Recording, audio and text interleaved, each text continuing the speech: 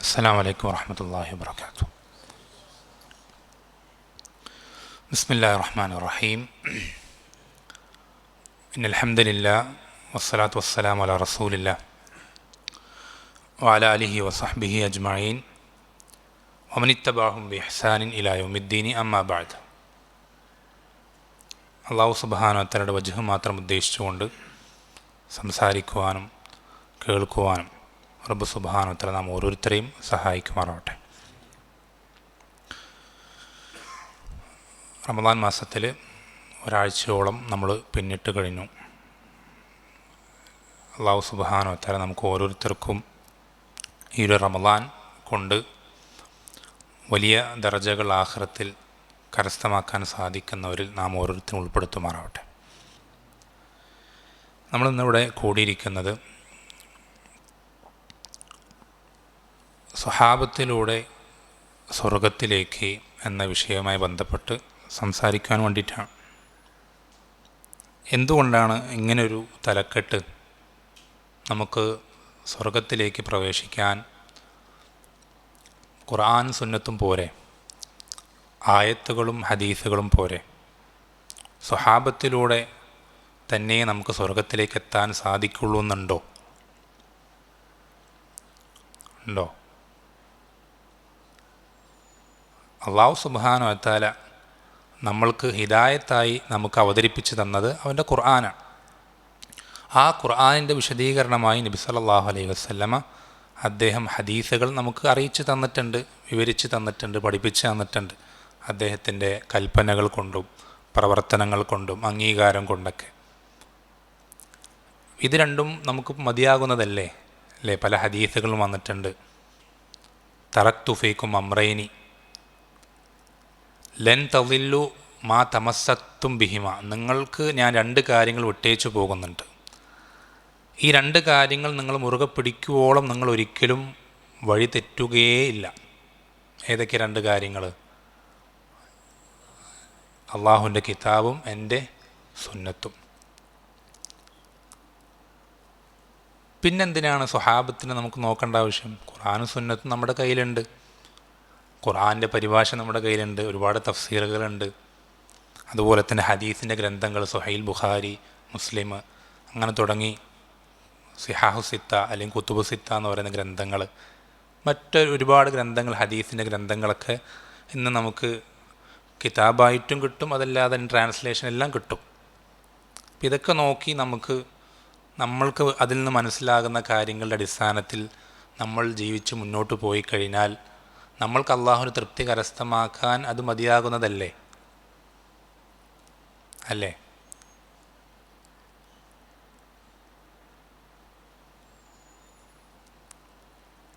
എന്താണ് സ്വഹാബത്തിൻ്റെ പ്രാധാന്യം? എന്താ സ്വഹാബത്തിന് എന്തെങ്കിലും പ്രാധാന്യമുണ്ടോ? അവർ ഒരു നബി സല്ലല്ലാഹു അലൈഹി വസല്ലമയുടെ കാലഘട്ടത്തിലുണ്ടായിരുന്ന ഈമാനുള്ള ആളുകൾ, നമ്മൾ ഈ കാലഘട്ടത്തിലുള്ള ഈമാനുള്ള ആളുകൾ.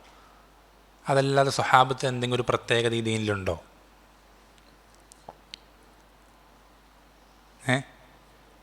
പലരും പറയാറില്ല, കേട്ടിട്ടില്ല? നമ്മുടെ നാട്ടിൽ തന്നെ പലരും ഹും റിജാലുൻ വനഹ്നു റിജാൽ. അവരും കുറച്ച് ആൾക്കാർ, നമ്മളും കുറച്ചാൾ. നമ്മളെപ്പോലെ തന്നെ കുറച്ച് ആൾക്കാർ, സാധാരണ മനുഷ്യന്മാരെന്നായിരുന്നു ആരും? സ്വഹാബത്തും. അവർക്കിപ്പോൾ എന്ത് പ്രത്യേകതയുള്ളത്? ഒരു പ്രത്യേകതയില്ല. റസൂൽ സല്ലല്ലാഹു അലൈഹി വസല്ലം കാലഘട്ടത്തിൽ ഉണ്ടായിരുന്നു എന്നുള്ളതിൻ്റെ പ്രത്യേകത. കാരണം നബി സല്ലല്ലാഹു അലൈഹി വസല്ലം എന്ത് ചെയ്തിട്ടുണ്ട്? നേരിട്ട് കാണാൻ പറ്റിയിട്ടുണ്ട്, അടുത്തിടപഴകാൻ പറ്റിയിട്ടുണ്ട്.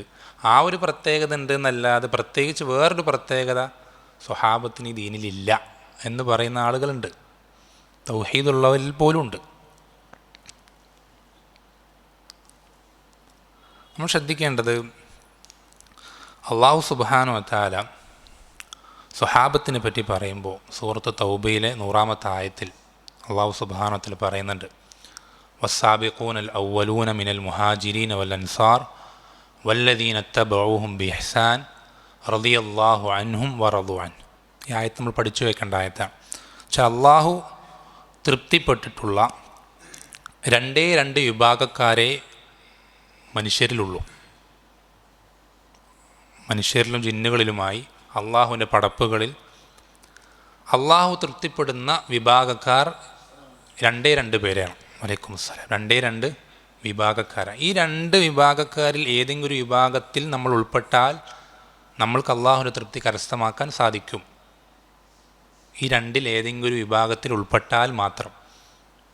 ഏതൊക്കെ രണ്ട് വിഭാഗം? ഒന്നാമത്തെ വിഭാഗം എന്താ? വസ്സാബിഖൂനൽ അവ്വലൂന മിനൽ മുഹാജിരീന വൽ അൻസാർ. മുഹാജിറുകളും അൻസാറുകളും അടങ്ങുന്ന ഇസ്ലാമിലേക്ക് ആദ്യം പ്രവേശിച്ച ആ ഒരു വിഭാഗം. നമ്മൾക്ക് മുഹാജിറുകളോ അൻസാറുകളോ ആവാൻ സാധിക്കുമോ? പറ്റൂല. നബി സല്ലല്ലാഹു അലൈഹി വസല്ലമ ജീവിച്ചിരിക്കുന്ന കാലഘട്ടത്തിലെ നമുക്കൊരാൾക്ക് സ്വഹാബിയാകാൻ, സ്വഹാബത്തിൽപ്പെട്ട രണ്ട് വിഭാഗക്കാരാണ് മുഹാജിറുകളും അൻസാറുകളും. മക്കയിൽ നിന്ന് ഇസ്ലാം സ്വീകരിച്ച് നബി സല്ലല്ലാഹു അലൈഹി വസല്ലം വിശ്വസിച്ച് മദീനത്തേക്കും ഹബശയിലേക്കും ഒക്കെ ഹിജറ ചെയ്തു പോയ ആളുകളാണ് മുഹാജിറുകൾ. മദീനയിൽ നബി സല്ലല്ലാഹു അലൈഹി വസല്ലം വിശ്വസിക്കുകയും ഈ മുഹാജിറുകളെ സഹായിക്കുകയും അവരെ സ്വന്തം സഹോദരന്മാരായി സ്വീകരിക്കുകയും ചെയ്ത ആളുകളാണ് അൻസാറുകൾ. ഇത് രണ്ടിലും നമ്മൾക്ക് ഉൾപ്പെടാൻ സാധിക്കില്ല. ഉറപ്പല്ലേ? പിന്നെ ഉള്ളത് നമുക്ക് അള്ളാഹുവിന് തൃപ്തി കരസ്ഥമാക്കാൻ ഒരേ ഒരു വഴിയാണ്. എന്താണ്? വല്ലദീന തബഊഹും ബി ഇഹ്സാൻ. ഈ മുഹാജിറുകളെയും അൻസാറുകളെയും ഏറ്റവും നല്ല രൂപത്തിൽ പിൻപറ്റുന്നവർ, ഏറ്റവും നല്ല രൂപത്തിൽ പിൻപറ്റുന്നവർ. ആരെ പിൻപറ്റാൻ അള്ളാഹ് പറയുന്നത്? ഖുർആനെ പിൻപറ്റാനാണ് പറയുന്നത്? നബി സല്ലല്ലാഹു അലൈഹി വസല്ലം പിൻപറ്റാനാണ് പറയുന്നത്? ആരെ പിൻപറ്റാനാണ് പറയുന്നത്? വല്ലദീന തബഊഹും. അവരെ. ആരാണ് അവർ? മുഹാജിറുകളും അൻസാറുകളും. അപ്പോൾ എന്തുകൊണ്ടാണ് അങ്ങനെ വേർതിരിച്ച് പറയുന്നത്? സ്വഹാബത്തിനെ പിന്തുടർന്നാൽ അത് ഖുർആനെ പിന്തുടരലല്ലേ? അല്ലേ? നബി സല്ലല്ലാഹു അലൈഹി വസല്ലം പിന്തുടരലല്ലേ? ആണ്. പക്ഷെ നമ്മൾ പ്രത്യേകം സ്വഹാബത്തിനെ വേർതിരിച്ച് പറയാനുള്ള കാരണം, സ്വഹാബത്തിനെ മാനദണ്ഡമായി നിശ്ചയിക്കാത്ത ആളുകളെ സംബന്ധിച്ചിടത്തോളം, സ്വഹാബത്തിനെ മാനദണ്ഡമായി നിശ്ചയിക്കാത്ത ആളുകളെ സംബന്ധിച്ചിടത്തോളം അവർക്ക് ഖുർആനും സുന്നത്തും മുൻപിലുണ്ടെങ്കിൽ പോലും അവർക്ക് അള്ളാഹുവിൻ്റെ തൃപ്തി കരസ്ഥമാക്കുന്ന വഴിയിൽ മരണം വരെ ഉറച്ചു നിൽക്കാൻ സാധിക്കുകയില്ല. അത് നിങ്ങൾക്ക് അതിനൊരുപാട് പഠിക്കണം, അറിയേണ്ട ആവശ്യമൊന്നുമില്ല. നിങ്ങൾ നിങ്ങളുടെ ചുറ്റുപാട് നോക്കിയാൽ മതി. മുസ്ലിം നാമധാരികളായിട്ടുള്ള ആളുകളെ, നിങ്ങൾക്ക് ചുറ്റുമുള്ള കുടുംബക്കാരും കൂട്ടുകാരും നാട്ടുകാരെയൊക്കെ ഒന്ന് എടുത്ത് നോക്കിയാൽ മതി. അവരുടെ ആദർശങ്ങളിൽ തമ്മിലുള്ള വ്യത്യാസങ്ങളിൽ പരിശോധിച്ചാൽ പലതും കിഴക്കും പടിഞ്ഞാറും തമ്മിലുള്ള വ്യത്യാസങ്ങളുണ്ടാവും. പക്ഷേ എല്ലാവരും പറയുന്നത് ഞങ്ങളൊക്കെ എന്തിനെ പിൻപറ്റുന്നത്? ഖുർആനും സുന്നത്തിനെ പിൻപറ്റും. എന്താ, ഇവന് വേറെ ഖുർആനും മറ്റവന് വേറെ ഖുർആനാണോ? ആണോ? അല്ലല്ലോ. ഖുർആൻ ഒന്ന് തന്നെയല്ലേ? അല്ലേ? രണ്ടുണ്ടോ? ഖുർആൻ ഒന്ന് തന്നെയല്ലേ? ഒരേ ഖുർആൻ പിൻപറ്റുന്ന ആളുകൾ, ഒരേ ഖുർആൻ മുറുകെ പിടിക്കുന്നു എന്ന് അവകാശപ്പെടുന്ന ആളുകൾ എന്തുകൊണ്ടാണ് പലതരത്തിലായി പോകുന്നത്, പല രീതിയിലായി പോകുന്നത്, പല ആദർശത്തിൽ, പല വിശ്വാസങ്ങളിലായി പോകുന്നത്? എന്തുകൊണ്ടാണ്? ഈ ഖുർആൻ എങ്ങനെ മുറുകെ പിടിക്കണം എന്നുള്ളതിന് കൃത്യമായൊരു മാനദണ്ഡം അള്ളാഹ് പഠിപ്പിച്ചു തന്നിട്ടുണ്ട്. ഈ ഹദീസുകൾ നമ്മൾ എങ്ങനെ സ്വീകരിക്കണം എന്നതിന് അള്ളാഹു സുബ്ഹാനഹു വ തആല കൃത്യമായ മാനദണ്ഡം പഠിപ്പിച്ചു തന്നിട്ടുണ്ട്. ആ മാനദണ്ഡമാണ് സ്വഹാബത്ത്. ആ മാനദണ്ഡമാണ് സ്വഹാബത്ത്. എന്ന് വെച്ചാൽ സ്വഹാബത്ത് ഈ ഖുർആനിനെയും സുന്നത്തിനെയും എങ്ങനെ മനസ്സിലാക്കിയോ, അതിൻ്റെ അടിസ്ഥാനത്തിൽ അവരെങ്ങനെ ആദർശം രൂപപ്പെടുത്തിയെടുത്തുവോ, അവരെന്ത് നിലപാടുകൾ അവരുടെ ജീവിതത്തിൽ സ്വീകരിച്ചുവോ, അതേ നിലപാടുകൾ നമ്മൾ സ്വീകരിക്കുമ്പോഴേ നമ്മൾ ഖുർആനിനെ പിൻപറ്റിയവനാവുകയുള്ളൂ, നമ്മൾ നബി സല്ലല്ലാഹു അലൈഹി വസല്ലം പിൻപറ്റിയവനാവുകയുള്ളൂ. എന്താണ് അതിനുള്ള തെളിവ്? അല്ലാഹു സുബ്ഹാനഹു വ തആല സൂറത്തുൽ ബഖറയിൽ 137 ആയത്തിൽ അല്ലാഹു സുബ്ഹാനഹു വ തആല പറയാണ്, ഫൈൻ ആമനു ബിമിസ്ലി മാ ആമൻതും ബിഹി ഫഖദ് ഇഹ്തദൗ. ഫൈൻ ആമനു ബിമിസ്ലി മാ ആമൻതും ബിഹി ഫഖദ് ഇഹ്തദൗ. എന്താ ആയത്തിൻ്റെ അർത്ഥം? അല്ലാഹു സുബ്ഹാനഹു വ തആല സ്വഹാബത്തിനോട് പറയാണ്, സ്വഹാബത്തെ, നിങ്ങൾ വിശ്വസിച്ചതുപോലെ അവരും വിശ്വസിച്ചാൽ, അവരൊന്നും അതുകൊണ്ട് ഉദ്ദേശിക്കുന്നത് അന്നത്തെ കാലത്തെ മുശ്രിക്കീങ്ങൾ, അഹ്ലു കിതാബുകാർ, മറ്റുള്ള ആളുകൾ, അതിൽ ആർക്കും അതിൽ ഉൾപ്പെടും, നമ്മളും അതിൽ ഉൾപ്പെടും, എല്ലാ കാലഘട്ടത്തിലെ മനുഷ്യന്മാരും ഉൾപ്പെടും. അപ്പോൾ ഇവരെല്ലാവരും നിങ്ങൾ സ്വഹാബത്തെ നിങ്ങളുടെ ഈമാൻ പോലെ അവരായിക്കഴിഞ്ഞാൽ, നിങ്ങൾ വിശ്വസിച്ച പോലെ അവർ വിശ്വസിച്ച് കഴിഞ്ഞാൽ ഫഖദിഹ്തദൗ, അവർ ഹിദായത്തിലായി. ശ്രദ്ധിക്കണേ, ഹിദായത്തിലായി എന്ന് ഉറപ്പ് തരുന്നത് ആരാ? അള്ളാഹു സുബ്ഹാനഹു വ തആല. അള്ളാഹുവിൻ്റെ ഉറപ്പാണ് നമ്മൾ ഹിദായത്തിലാണ്, നമ്മൾ സിറാത്തുൽ മുസ്തഖീമിലാണ്, നമ്മൾ അള്ളാഹുവിൻ്റെ തൃപ്തി കരസ്ഥമാക്കുന്ന പാതയിലാണ്, നമ്മൾ നരകത്തിന് രക്ഷപ്പെടുന്ന കൂട്ടരിലാണ്, നമ്മൾ സ്വർഗത്തിൽ പ്രവേശിക്കുന്ന ആളുകളിലാണ് എന്ന് അള്ളാഹു നമുക്ക് ഉറപ്പ് തരികയാണ്. പക്ഷേ ഒരു കണ്ടീഷൻ പറഞ്ഞു, ഒരു നിബന്ധന പറഞ്ഞു. എന്താണത്? നമ്മുടെ ഈമാൻ ആരുടെ ഈമാൻ പോലാകണം? സ്വഹാബത്തിൻ്റെ ഈമാൻ പോലാകണം. സ്വഹാബത്ത് എങ്ങനെയാണോ ഖുർആനും സുന്നത്തിൻ്റെ അടിസ്ഥാനത്തിൽ അവരുടെ ഈമാൻ രൂപപ്പെടുത്തിയെടുത്തത്, അതേ ഈമാനിൽ നമ്മളും ആകണം. എങ്കിലേ നമ്മൾ എന്തിലായിട്ടുള്ളൂ? ഹിദായത്തിലായിട്ടുള്ളൂ. എന്ന് വെച്ചാൽ നേരെ തിരിച്ചു പറഞ്ഞ എന്താ അർത്ഥം? നമ്മൾ സ്വഹാബത്തിൻ്റെ വിശ്വാസം പോലെയല്ല നമ്മുടെ വിശ്വാസമെങ്കിൽ, നമ്മൾ ഖുർആൻ ആദ്യാവസാനം മുഴുവൻ കാണാതെ പഠിച്ചിട്ടുള്ള ഒരാളാണെങ്കിലും, ഹദീസ് ഗ്രന്ഥങ്ങൾ മുഴുവൻ വായിച്ച് മനഃപ്പാടമാക്കിയിട്ടുള്ളൊരു വ്യക്തിയാണെങ്കിലും നമ്മൾ ഹിദായത്തിലായിട്ടില്ല. നമ്മൾ ഹിദായത്തിലായിട്ടില്ല.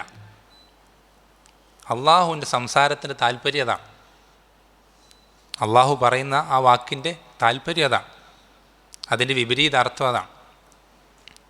അപ്പം നമ്മൾ ഹിദായത്തിലാകുന്നത് എപ്പോൾ മാത്രമാണ്? നമ്മുടെ വിശ്വാസം, ആദർശം, നമ്മുടെ നിലപാടുകൾ അത് സ്വഹാബത്തിൻ്റേതുപോലെ ആക്കി തീർക്കുമ്പോൾ മാത്രമാണ്. അങ്ങനെ ആക്കി തീർത്ത ഒരാളെ ഖുർആനെ പിൻപറ്റിയിട്ടുള്ളൂ, അങ്ങനെ ആക്കി തീർത്ത ഒരാളെ നബി സല്ലല്ലാഹു അലൈഹി വസല്ലം പിൻപറ്റിയിട്ടുള്ളൂ. അതല്ലാത്ത ആളുകളൊന്നും എന്തല്ല? ഖുർആനിൻ്റെ ആളുകളുമല്ല, നബി സല്ലല്ലാഹു അലൈഹി വസല്ലം ആളുകളുമല്ല. അവരുടെ എല്ലാ ആദർശങ്ങൾക്കും ആയത്തുകൾ തെളിവ് പിടിച്ചാലും ശരി, അവരുടെ ഓരോ വാദങ്ങൾക്കും ഹദീസുകൾ മുന്നിൽ നിർത്തിയാലും ശരി, അവർ ഖുർആനിൻ്റെ ആളുകളല്ല, ഹദീസിൻ്റെ ആളുകളല്ല. അങ്ങനെ തന്നെ പഠിച്ചു വെച്ചു.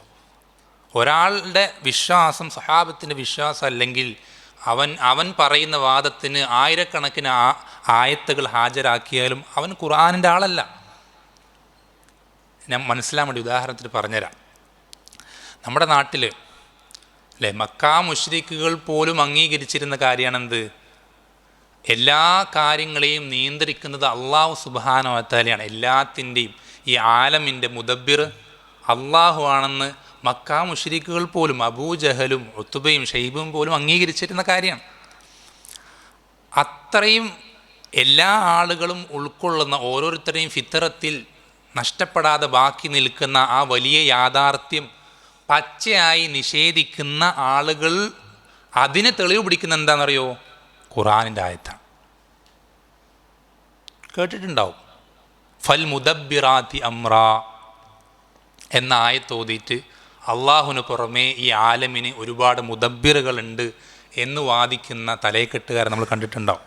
അവർ ഖുർആനിൻ്റെ ആളുകളല്ല. അവർ ഓതുന്നത് ഖുർആനാണെങ്കിലും, അവരുടെ വാദത്തിന് തെളിവായിട്ട് അവർ സമർപ്പിക്കുന്നത് ഹദീസുകളാണെങ്കിലും അവർ ഖുർആനിൻ്റെ ആളുകളല്ല, അവർ നബി സല്ലല്ലാഹു അലൈഹി വസല്ലം പിൻഗാമികളുമല്ല.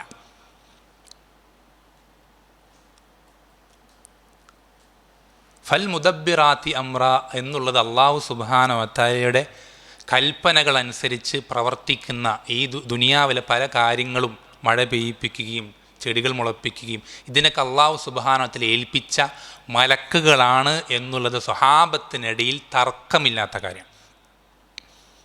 സ്വഹാബത്തിനിടയിൽ ആ വിഷയത്തിൽ തർക്കമില്ല. സ്വഹാബത്ത് ഈ ആയത്തിനെ മനസ്സിലാക്കിയിട്ടുള്ളത് അള്ളാഹുവിൻ്റെ മലക്കുകളെന്നാണ്.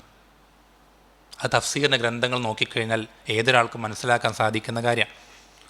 സ്വഹാബത്ത് അതിനെ മലക്കുകളാണെന്ന് വിശ്വസിച്ചിരിക്കെ നമ്മൾ അതിനെ മറ്റെന്തെങ്കിലും വിശ്വസിച്ചാൽ നമ്മൾ ആ ആയത്തിൽ വിശ്വസിച്ചവനല്ല, നമ്മൾ ആ ആയത്ത് കൊണ്ട് അമലാക്കിയവനല്ല, നമ്മൾ ആ ഖുർആനിനെ പിൻപറ്റിയവനല്ല. എന്ന് വെച്ചാൽ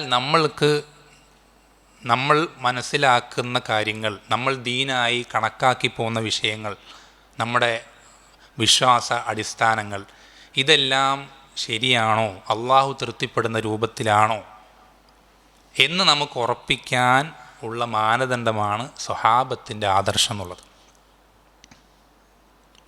ഇപ്പോൾ നമ്മൾ പറയാറുണ്ട്, എന്തൊരു കാര്യം നമുക്ക് അതിൻ്റെ കറക്റ്റായിട്ടുള്ള അളവ് മെഷർമെൻ്റ് അറിയണമെങ്കിൽ ഒരു കൃത്യമായൊരു യൂണിറ്റ് വേണം. എന്തിനും, ദൂരത്തിനാണെങ്കിൽ കിലോമീറ്റർ, അല്ലെങ്കിൽ ഹൈറ്റിനാണെങ്കിൽ മീറ്റർ, ഇങ്ങനെ ഓരോന്നിനും, വെയ്റ്റിനാണെങ്കിൽ കിലോഗ്രാം, ഇങ്ങനെ ഓരോന്നിനും ഓരോ യൂണിറ്റുകളുണ്ട്, മെഷർമെൻ്റ് ഉണ്ട്.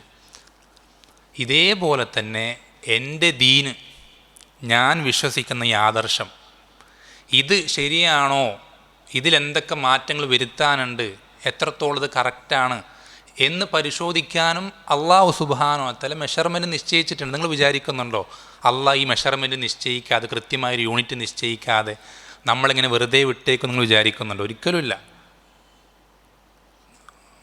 വെള്ളം തൂക്കി നോക്കാനും വെയിറ്റ് തൂക്കി നോക്കാനും മെഷർമെൻറ്റ് നിശ്ചയിച്ച റബ്ബ് സുബ്ഹാനഹു വ തആല ദീൻ കൃത്യമാണോ എന്ന് പരിശോധിക്കാൻ മെഷർമെൻറ്റ് യൂണിറ്റ് നിശ്ചയിക്കില്ലേ? ഉറപ്പായി നിശ്ചയിക്കും. ആ യൂണിറ്റാണ് സ്വഹാബത്തിൻ്റെ ആദർശം എന്നുള്ളത്, സ്വഹാബത്തിൻ്റെ നിലപാടുകൾ എന്ന് വെച്ചാൽ മറ്റൊരർത്ഥത്തിൽ ചുരുക്കി പറഞ്ഞാൽ ഖുർആനിൻ്റെയും സുന്നത്തിൻ്റെയും ശരിയായ പ്രാക്ടിക്കൽ രൂപമാണ് സ്വഹാബത്തിൻ്റെ ജീവിതം. ചുരുക്കി പറഞ്ഞത്രയേ ഉള്ളൂ. ഖുർആൻ്റെ ആയത്തുകളുടെയും ഹദീസുകളുടെയും പ്രാക്ടിക്കലായിട്ടുള്ള ശരിയായ പ്രാക്ടിക്കലായ രൂപമാണ് ആരുടെ ജീവിതം? സ്വഹാബത്തിൻ്റെ ജീവിതം. എന്നുവെച്ചാൽ നമ്മൾക്ക് ഈ ഖുർആനും സുന്നത്തും പ്രാക്ടിക്കലാക്കണമെങ്കിൽ,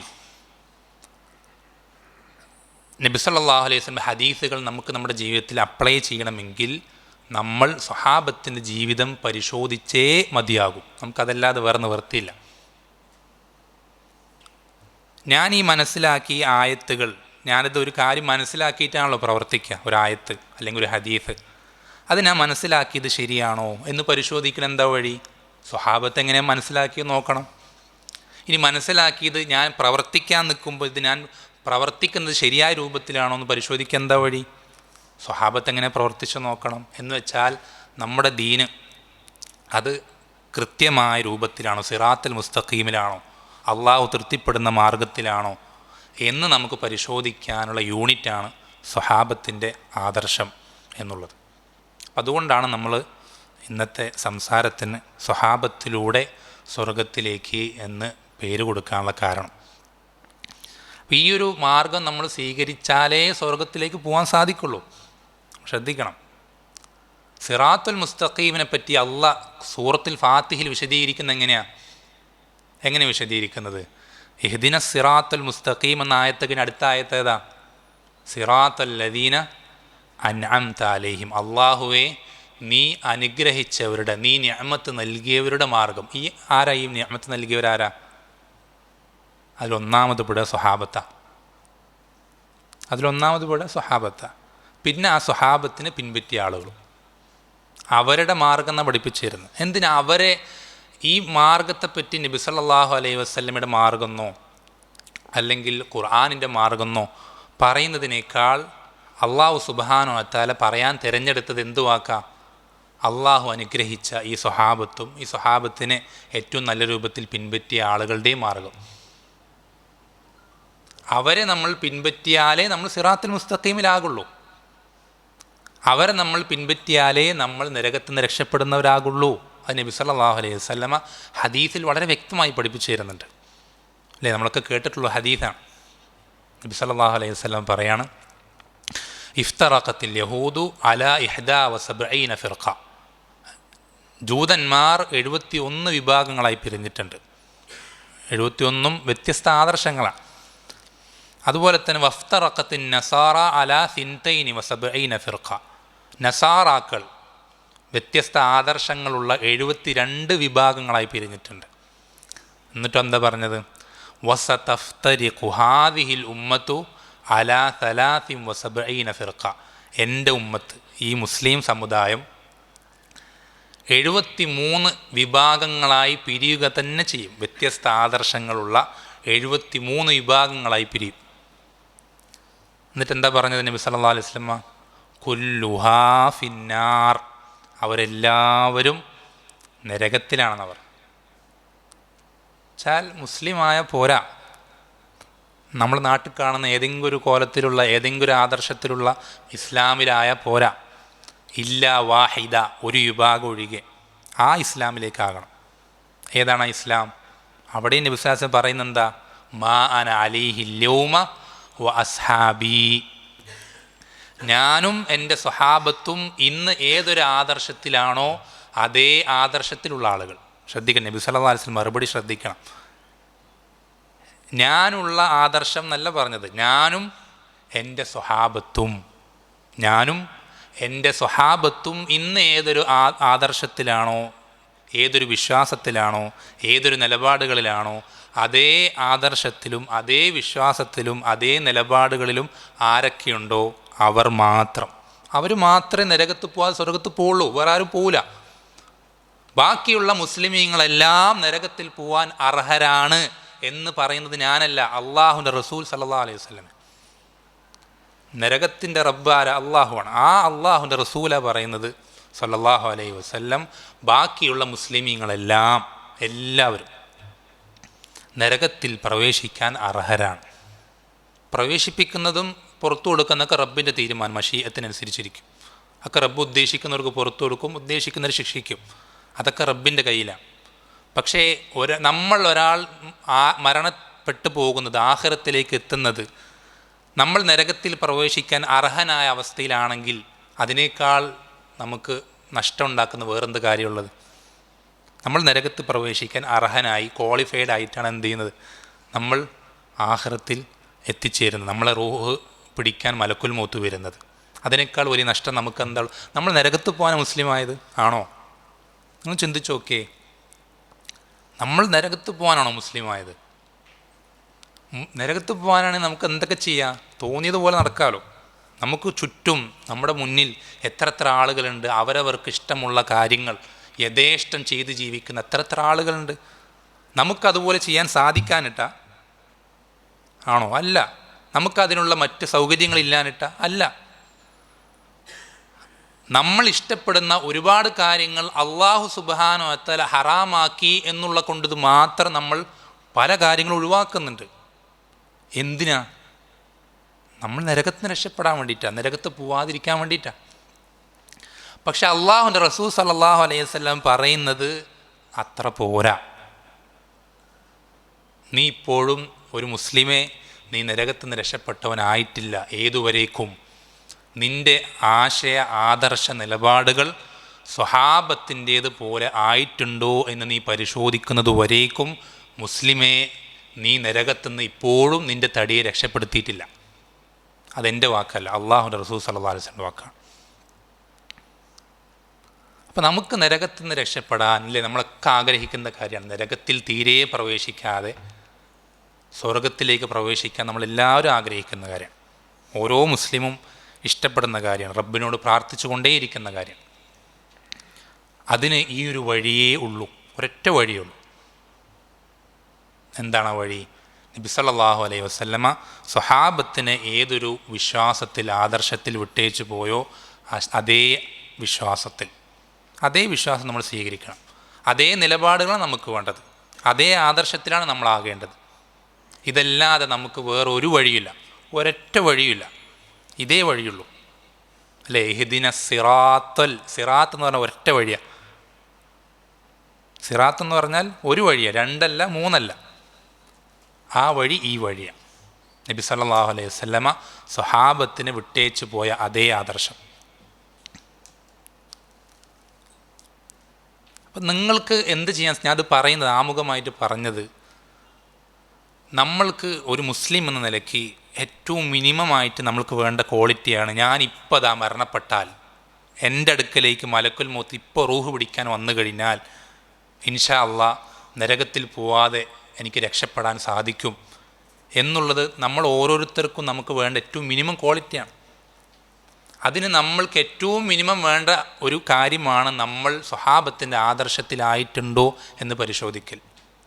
നമുക്ക് എത്ര പേർക്ക് ഉറപ്പ് പറയാൻ സാധിക്കും ഞാനിപ്പോൾ ഓരോ ദീനിൻ്റെ വിഷയങ്ങളിലും എൻ്റെ നിലപാടുകൾ, എൻ്റെ ആദർശം സ്വഹാബത്തിൻ്റെ അതേപോലെയാണ്? നമുക്ക് എത്ര പേർക്ക് ഉറപ്പ് പറയാൻ സാധിക്കും? അത് സാധിക്കണം. നമുക്ക് ഓരോരുത്തർക്കും ഉറപ്പ് പറയാൻ സാധിക്കണം. കാരണം ഇതല്ലാതെ നമ്മളെ നരകത്തിൽ നിന്ന് രക്ഷപ്പെടുത്തുന്ന മറ്റൊരു കാര്യമില്ല. നിങ്ങൾക്കറിയില്ല, നബി സല്ലല്ലാഹു അലൈഹി വസല്ലമ ഹദീസുകളിൽ കാണാം, ഖിയാമത്ത് നാളിൽ നബി സല്ലല്ലാഹു അലൈഹി വസല്ലമയുടെ ഹൗദുൽ കൗസർ അതിൽ നിന്ന് സ്വഹാബത്തിന്, അതുപോലെ തന്നെ ഈമാനുള്ള സ്വഹാബത്തിന് പിൻപറ്റിയ ആളുകൾക്കൊക്കെ ഇങ്ങനെ വെള്ളം കോരിക്കൊടുത്തുകൊണ്ടിരിക്കുന്ന സന്ദർഭത്തിൽ മുസ്ലിമീങ്ങളിൽ തന്നെ പെട്ട, ശ്രദ്ധിക്കണം, മുസ്ലിമീങ്ങളിൽ തന്നെ പെട്ട വുദൂഇൻ്റെ അവയവങ്ങൾ പ്രകാശിക്കുന്ന നിസ്കാരത്തിൻ്റെ അടയാളങ്ങൾ കൊണ്ട് തിരിച്ചറിയാൻ പറ്റുന്ന ചില ആളുകൾ ഈ ഹൗദിലേക്ക് കടന്നു വരും. അവർ ദൂരം നിന്ന് എന്ത് ചെയ്യാണ്? മഹ്ഷറിൽ ഹൗദിൻ്റെ അടുക്കലേക്ക് ഇങ്ങനെ നടന്നു വരികയാണ്.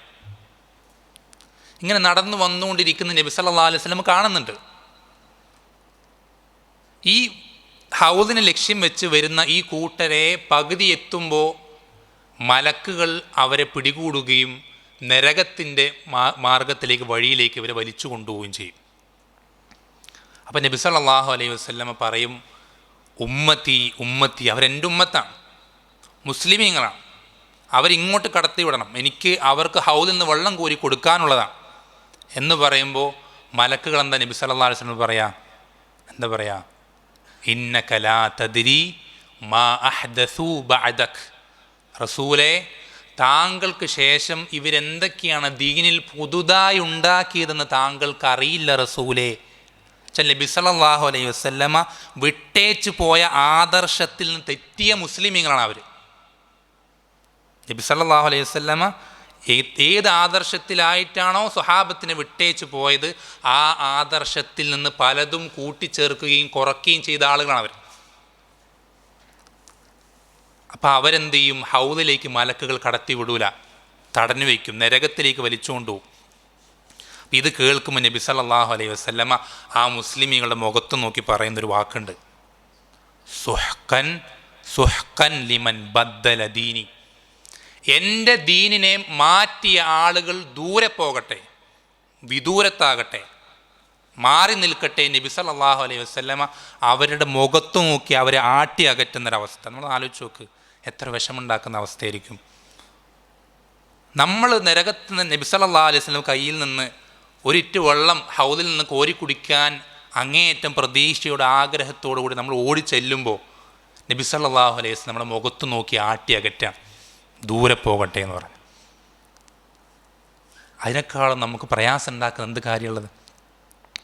നമ്മൾ ചിന്തിക്കേണ്ടത്, ശ്രദ്ധിക്കേണ്ടത്, നമ്മൾ സ്വഹാബത്തിൻ്റെ ആദർശത്തിലേക്ക് എത്തിയിട്ടില്ലെങ്കിൽ, നമ്മുടെ നിലപാടുകൾ സ്വഹാബത്തിൻ്റെ നിലപാടുകൾ പോലെ ആക്കിയിട്ടില്ലെങ്കിൽ നമ്മൾക്കും ഇതേ ഒരു ദുരവസ്ഥ തന്നെയാണ് നമ്മളെയും കാത്തിരിക്കുന്നത്. നമ്മൾ നമ്മുടെ പള്ളിൻ്റെ പേരിങ്ങനെ ആക്കിയത് കൊണ്ടോ, അല്ലെങ്കിൽ നമ്മളെ അഹ്ലുസുന്നത്തിൻ്റെ ആളുകളാണ് വിളിച്ചതുകൊണ്ടോ, എന്തെങ്കിലും അവകാശവാദങ്ങൾ കൊണ്ടോ, ഏതെങ്കിലും ഒരാളുടെ പിന്നാലെ കൂടിയത് കൊണ്ടോ നമ്മൾക്ക് ഈ ഒരു അപകടത്തിൽ നിന്ന് രക്ഷപ്പെടാൻ സാധിക്കില്ല. നമ്മുടെ ഹൃദയം, ഈമാൻ, വിശ്വാസം, അതാണ് ഏറ്റവും പ്രധാനപ്പെട്ട കാര്യം. അത് നമ്മൾ ഓരോരുത്തരും ശ്രദ്ധിക്കുക.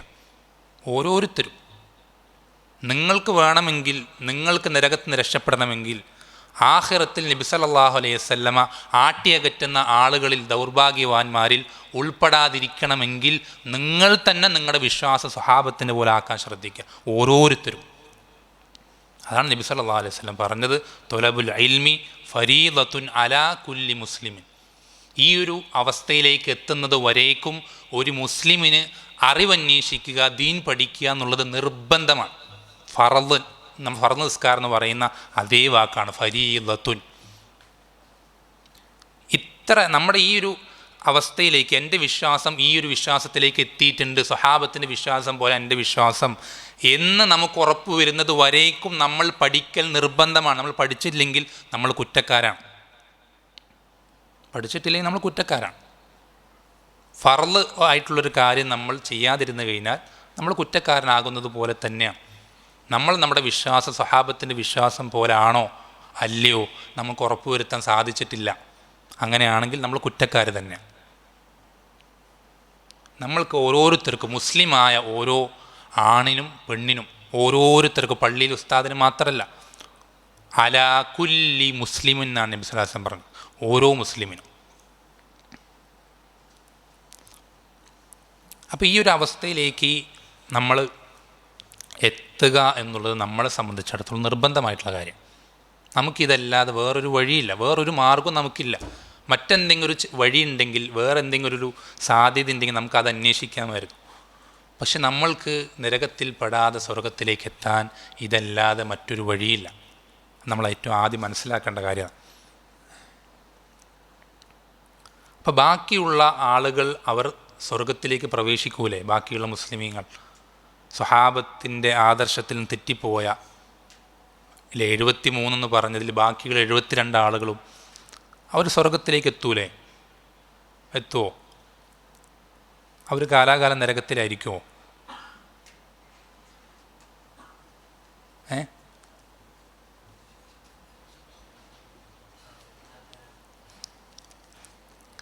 അവരിൽ കറകളെന്ന തൗഹീദുള്ള ആളുകൾ എന്തു ചെയ്യും? ഈമാൻ, ശരിയായ ഈമാൻ, ഒരണിമണി തൂക്കമെങ്കിലും ഹൃദയത്തിലുള്ള ആളുകൾ അവർക്കുള്ള ശിക്ഷ അത് റബ്ബ് തീരുമാനിക്കുന്ന പോലെ ചിലപ്പോൾ ശിക്ഷിക്കപ്പെടും, ചിലപ്പോൾ പൂർണ്ണമായി ശിക്ഷിക്കപ്പെടില്ല, ഭാഗികമായി ശിക്ഷിക്കപ്പെടും, ചിലപ്പോൾ ഷഫാഅത്തുകൾ എന്തെങ്കിലും ലഭിക്കും, ചിലപ്പോൾ അള്ളാഹു തന്നെ അവൻ്റെ റഹ്മത്തുകൊണ്ട് പുറത്തു കൊടുക്കും. എന്തെങ്കിലും കാരണത്താൽ എങ്ങനെയെങ്കിലുമൊക്കെ ആയിട്ട് ചിലപ്പോൾ ആ ശിക്ഷ മുഴുവനും ഏറ്റുവാങ്ങിയാൽ പോലും അവർ കാലാകാലം നരകത്തിലായിരിക്കൂല. അവരൊരു സമയത്ത് എന്തു ചെയ്യും? നരകത്തിൽ നിന്ന് പുറത്തേക്ക് കടന്ന് സ്വർഗത്തിലേക്ക് എത്തും. അപ്പോൾ നമ്മൾ ഒരിക്കലും നരകത്ത് പോയിട്ട് സ്വർഗത്ത് പോകാനല്ല ഉദ്ദേശിക്കുന്നത്. നമ്മളാരും ഒരു സെക്കൻഡ് പോലും നരകത്തിൽ പ്രവേശിക്കാൻ ആഗ്രഹിക്കുന്നില്ല. കാരണം നരകം എന്ന് പറയുന്നത് നമുക്കറിയാം, അതിൻ്റെ ഭയാനകതയും അതിൻ്റെ ഭീകരതയൊക്കെ നമ്മൾ പ്രത്യേകം വിശദീകരിക്കേണ്ട കാര്യമില്ല. മനസ്സിലാവൊരൊറ്റ കാര്യം മാത്രം ചിന്തിച്ചാൽ മതി. നരകക്കാരൻ്റെ വലിപ്പം, നരകക്കാരൻ്റെ ഇന്നുള്ള നമ്മുടെ ഈ 6 അടി പൊക്കത്തിൽ ഒരാളെ നരകത്തിലേക്ക് പ്രവേശിപ്പിക്കൂല. എന്താ കാരണം എന്നറിയോ? എന്താ കാരണം? ഈ ഒരു വലിപ്പത്തിൽ നമ്മൾ നരകത്തിൽ പ്രവേശിപ്പിക്കേണ്ട, നരകത്തിൻ്റെ അടുത്തേക്ക് എത്തുമ്പോഴേക്കും നമ്മൾ ഉരുകി ഒലിച്ചു പോയിട്ടുണ്ടാവും.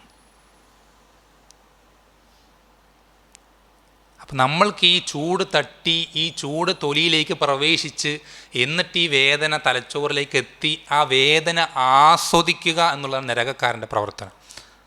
നരകക്കാരൻ അതിനുവേണ്ടി നിശ്ചയിക്കപ്പെട്ടതാണ്. ഈ വേദന ഇങ്ങനെ തിന്ന് മരിക്കുകയല്ല, ജീവിക്കുകയല്ല, ഈ അവസ്ഥയിൽ ജീവിക്കുക. ഇതാണ് നരകക്കാരൻ്റെ ജോലി. അപ്പം ഇങ്ങനെ ഒരു അവസ്ഥയിലേക്ക് നരകത്തിൻ്റെ ചൂടിൽ ആകാൻ സാധിക്കണമെങ്കിൽ ഈ നരകക്കാരൻ്റെ തൊലിയുടെ കട്ടി, ഇന്നിപ്പോൾ ഒരു തൊലിൻ്റെ കട്ടി 1 മില്ലിമീറ്റർ ഉണ്ടാവും. അന്ന് നരകക്കാരൻ്റെ തൊലിയുടെ കട്ടി 3 ദിവസത്തെ വഴിദൂരാണ്. ഏറ്റവും മിനിമം 75 കിലോമീറ്റർ ഉണ്ടാവും തൊലിൻ്റെ കട്ടി മാത്രം.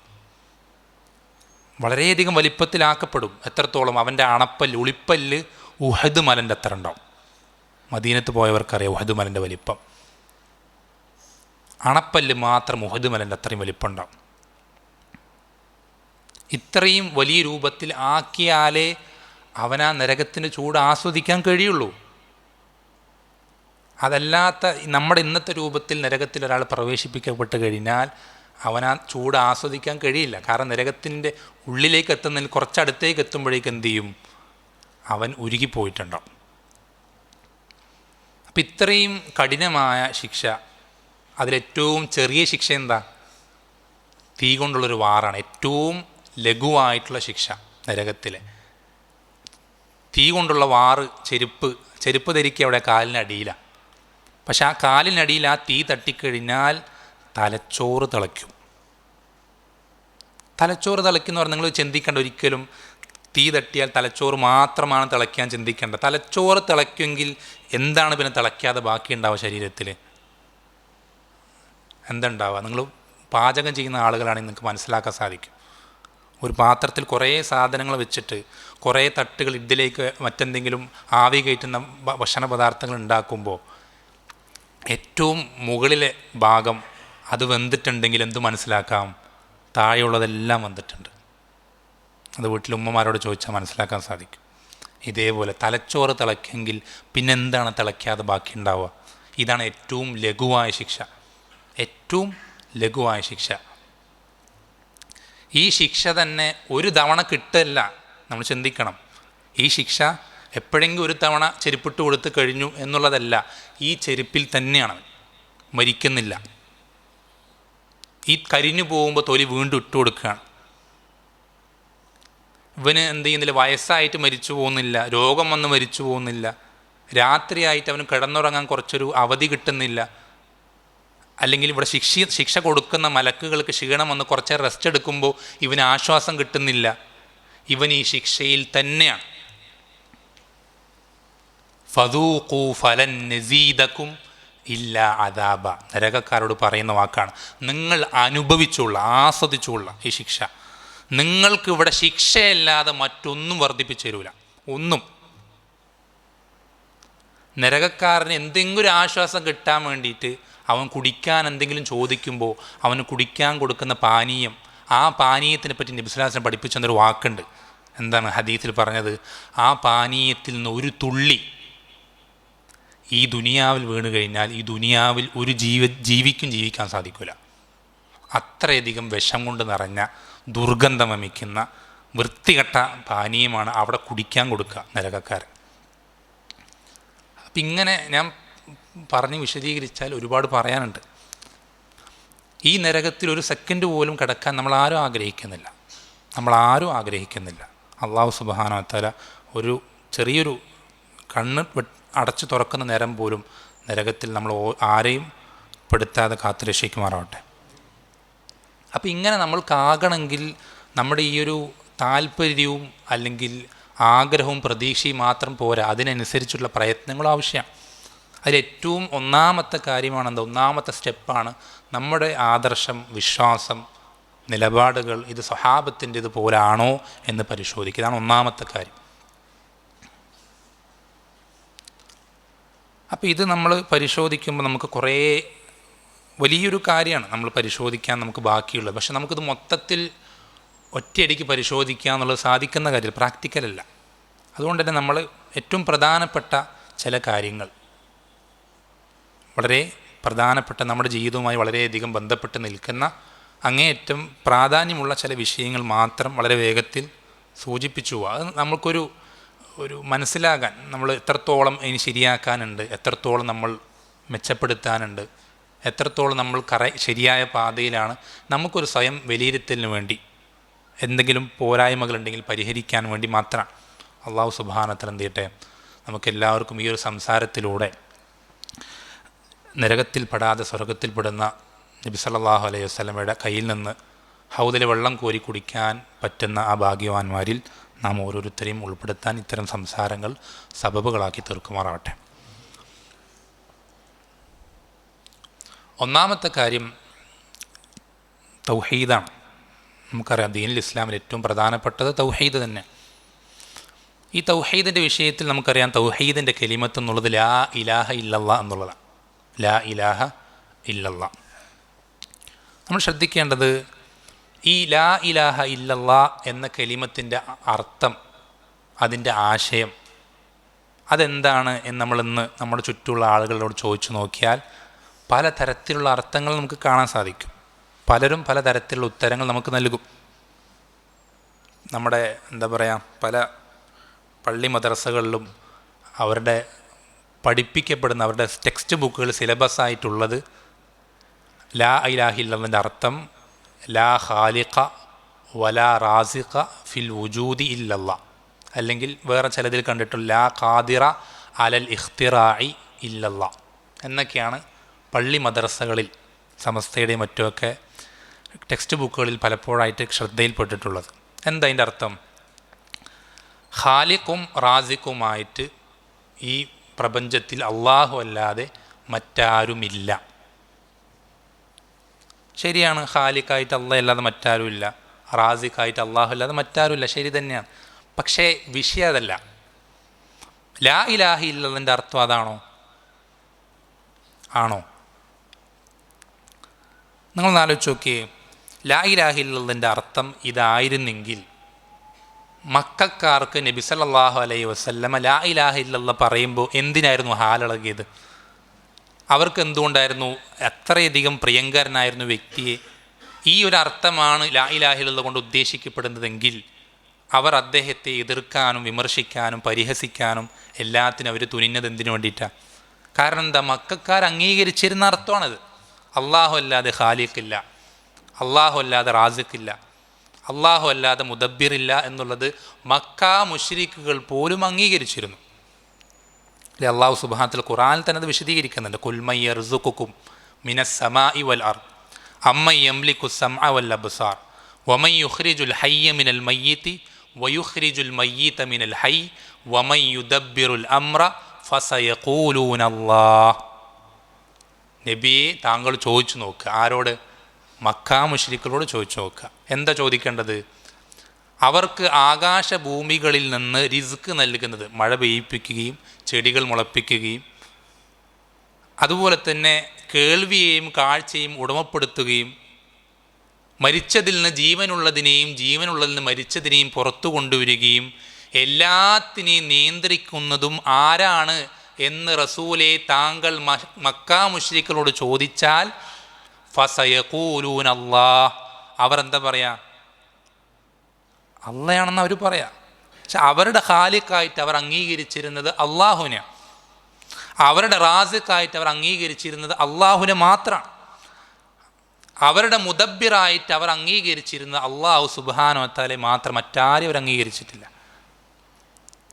ഇതേ മക്കാ മുശ്രിക്കുകളോട് നബി സല്ലല്ലാഹു അലൈഹി വസല്ലമ ലാ ഇലാഹ ഇല്ലല്ലാഹ് എന്ന് പറഞ്ഞപ്പോൾ അവർക്ക് ഇത്രയധികം ശത്രുത ഉണ്ടാകാനും അദ്ദേഹത്തെ കൊല്ലാൻ വരെ നോക്കിയപ്പോൾ ആ നാട്ട് വിട്ട് മറ്റൊരു നാട്ടിലേക്ക് പോകാനൊക്കെ നിർബന്ധിതനായിട്ടുണ്ടെങ്കിൽ ഈ ലാ ഇലാഹ ഇല്ലല്ലയും ഈ ഒരു കിതാബുകൾ പള്ളി ദർസിൽ പഠിപ്പിക്കുന്ന ഈ അർത്ഥവും ഇത് രണ്ടും ഒന്നാകുമോ? എങ്ങനെ ഒന്നാകുക? ഇത് രണ്ടും ഒരേ അർത്ഥമാണെങ്കിൽ ഇത് ഞങ്ങൾ അംഗീകരിക്കുന്ന കാര്യമാണെന്ന് പറഞ്ഞിട്ട് അവർ സന്തോഷപ്പെടുകയല്ല വേണ്ടത്. മക്കക്കാർ അവർ അംഗീകരിക്കുകയല്ലേ ചെയ്യുക.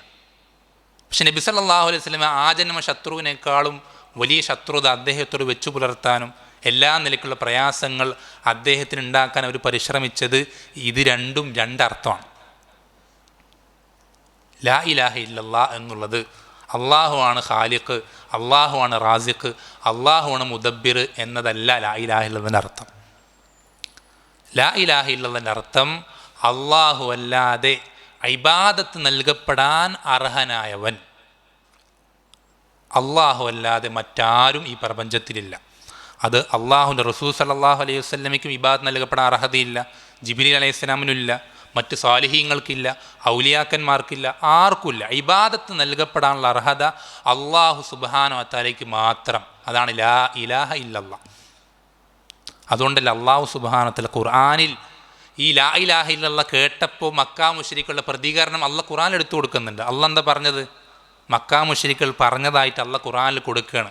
അജഅലൽ ആലിഹത ഇലാഹൻ വാഹിദ. മുഹമ്മദ് എല്ലാ ഇലാഹിനും ഒറ്റ ഇലാഹാക്കുകയാണ്.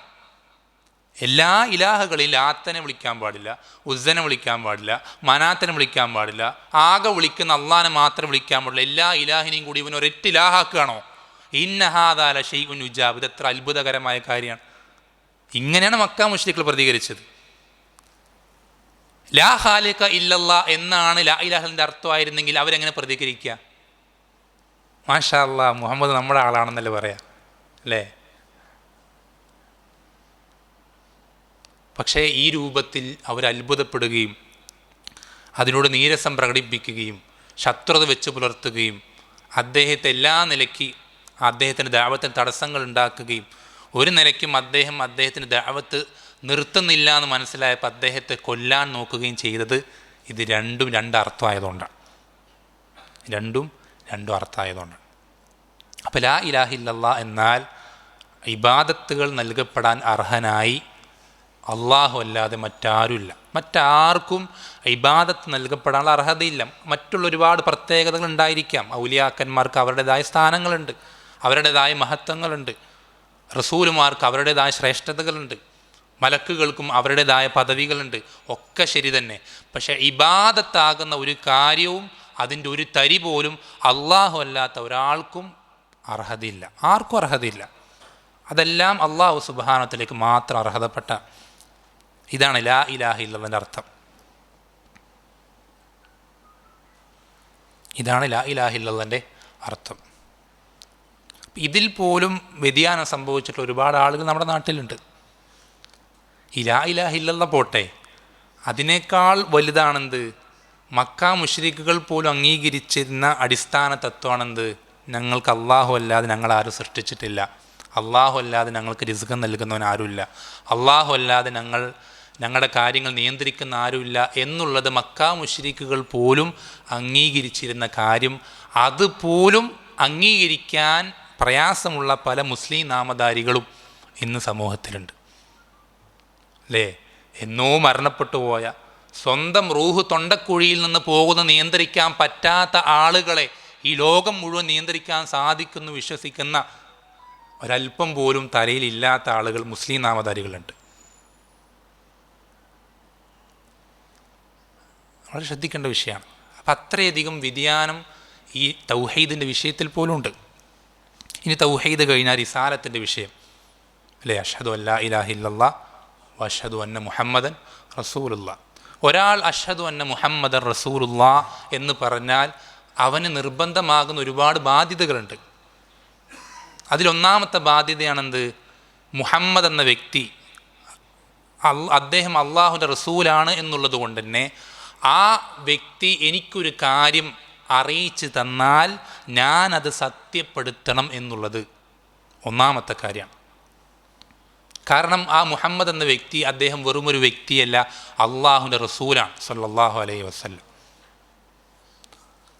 അപ്പം അതുകൊണ്ട് എനിക്ക് എൻ്റെ പഠനങ്ങൾ കൊണ്ട്, നിഗമനങ്ങൾ കൊണ്ട്, അല്ലെങ്കിൽ എൻ്റെ മറ്റു ഉപകരണങ്ങൾ കൊണ്ട്, ശാസ്ത്ര സാങ്കേതിക വിദ്യകൾ കൊണ്ട് എനിക്ക് കണ്ടെത്താൻ സാധിക്കാത്ത, ഉറപ്പുവരുത്താൻ സാധിക്കാത്ത ഒരു കാര്യം ഈ വ്യക്തി എനിക്ക് അറിയിച്ചു തരുന്നുണ്ടെങ്കിൽ ഞാനത് സത്യപ്പെടുത്തും. കാരണം അദ്ദേഹം അള്ളാഹുവിൻ്റെ റസൂലാണ് സല്ലല്ലാഹു അലൈഹി വസല്ലം. അദ്ദേഹം സ്വന്തം വിഷയത്തിൽ കളവ് പറയാത്ത ഒരാൾ എങ്ങനെ അള്ളാഹിൻ്റെ വിഷയത്തിൽ കളവ് പറയാം? നമ്മൾ ചിന്തിക്കണം. അതുവരെയും മക്കാ മുശ്രിക്കുകൾ അദ്ദേഹത്തെ വിളിച്ചിരുന്നത് അൽ അമീൻ എന്ന പേരില്ല. കാരണം എന്താ? ഒരിക്കൽ പോലും അദ്ദേഹം ആരോടും ഒരു വിഷയത്തിലും കളവ് പറഞ്ഞിട്ടില്ല. എന്തെങ്കിലും കച്ചവടത്തിൻ്റെ വിഷയത്തിലോ വീട്ടുകാരുടെ മറ്റിടപെടലുകളോ ഒന്നിലും ഒരു ലാഭങ്ങൾക്ക് വേണ്ടി അദ്ദേഹം കളവ് പറഞ്ഞിട്ടില്ലെങ്കിൽ അങ്ങനൊരു വ്യക്തി എങ്ങനെ അള്ളാഹുവിൻ്റെ പേരിൽ കളവ് പറയാം? ഒരിക്കലും ഉണ്ടാവുന്ന കാര്യമല്ല. അപ്പോൾ നബി സല്ലല്ലാഹു അലൈഹി വസല്ലം നമുക്ക് അങ്ങനത്തെ ഒരു കാര്യം അറിയിച്ചു തന്നാൽ നമ്മളെ സംബന്ധിച്ചിടത്തോളം അത് സത്യപ്പെടുത്തുക എന്നുള്ളത് നിർബന്ധമാണ്. അത് സയൻസിൻ്റെ തിയറിക്ക് എതിരാണെങ്കിലും, ബുദ്ധിക്ക് യോജിക്കുന്നില്ല എന്ന് പല ആളുകളും പറയുന്ന വിഷയങ്ങളാണെങ്കിലും, അല്ലെങ്കിൽ നാട്ടു നടപ്പിനോട് യോജിക്കില്ല, അല്ലെങ്കിൽ നാട്ടുകാരെന്താ വിചാരിക്കും, ഇങ്ങനത്തെ എന്ത് കാര്യങ്ങളാണെങ്കിലും നമ്മൾ അഷ്ഹദു അന്ന മുഹമ്മദ് റസൂലുള്ളാഹ് എന്ന് പറയുന്നത് സത്യസന്ധമായിട്ടാണെങ്കിൽ നമ്മളെ സംബന്ധിച്ചിടത്തോളം റസൂൽ സല്ലല്ലാഹു അലൈഹി വസല്ലം പറഞ്ഞതാണെന്ന് ഉറപ്പുള്ള കാര്യമാണെങ്കിൽ അത് സത്യപ്പെടുത്തൽ നിർബന്ധമാണ്.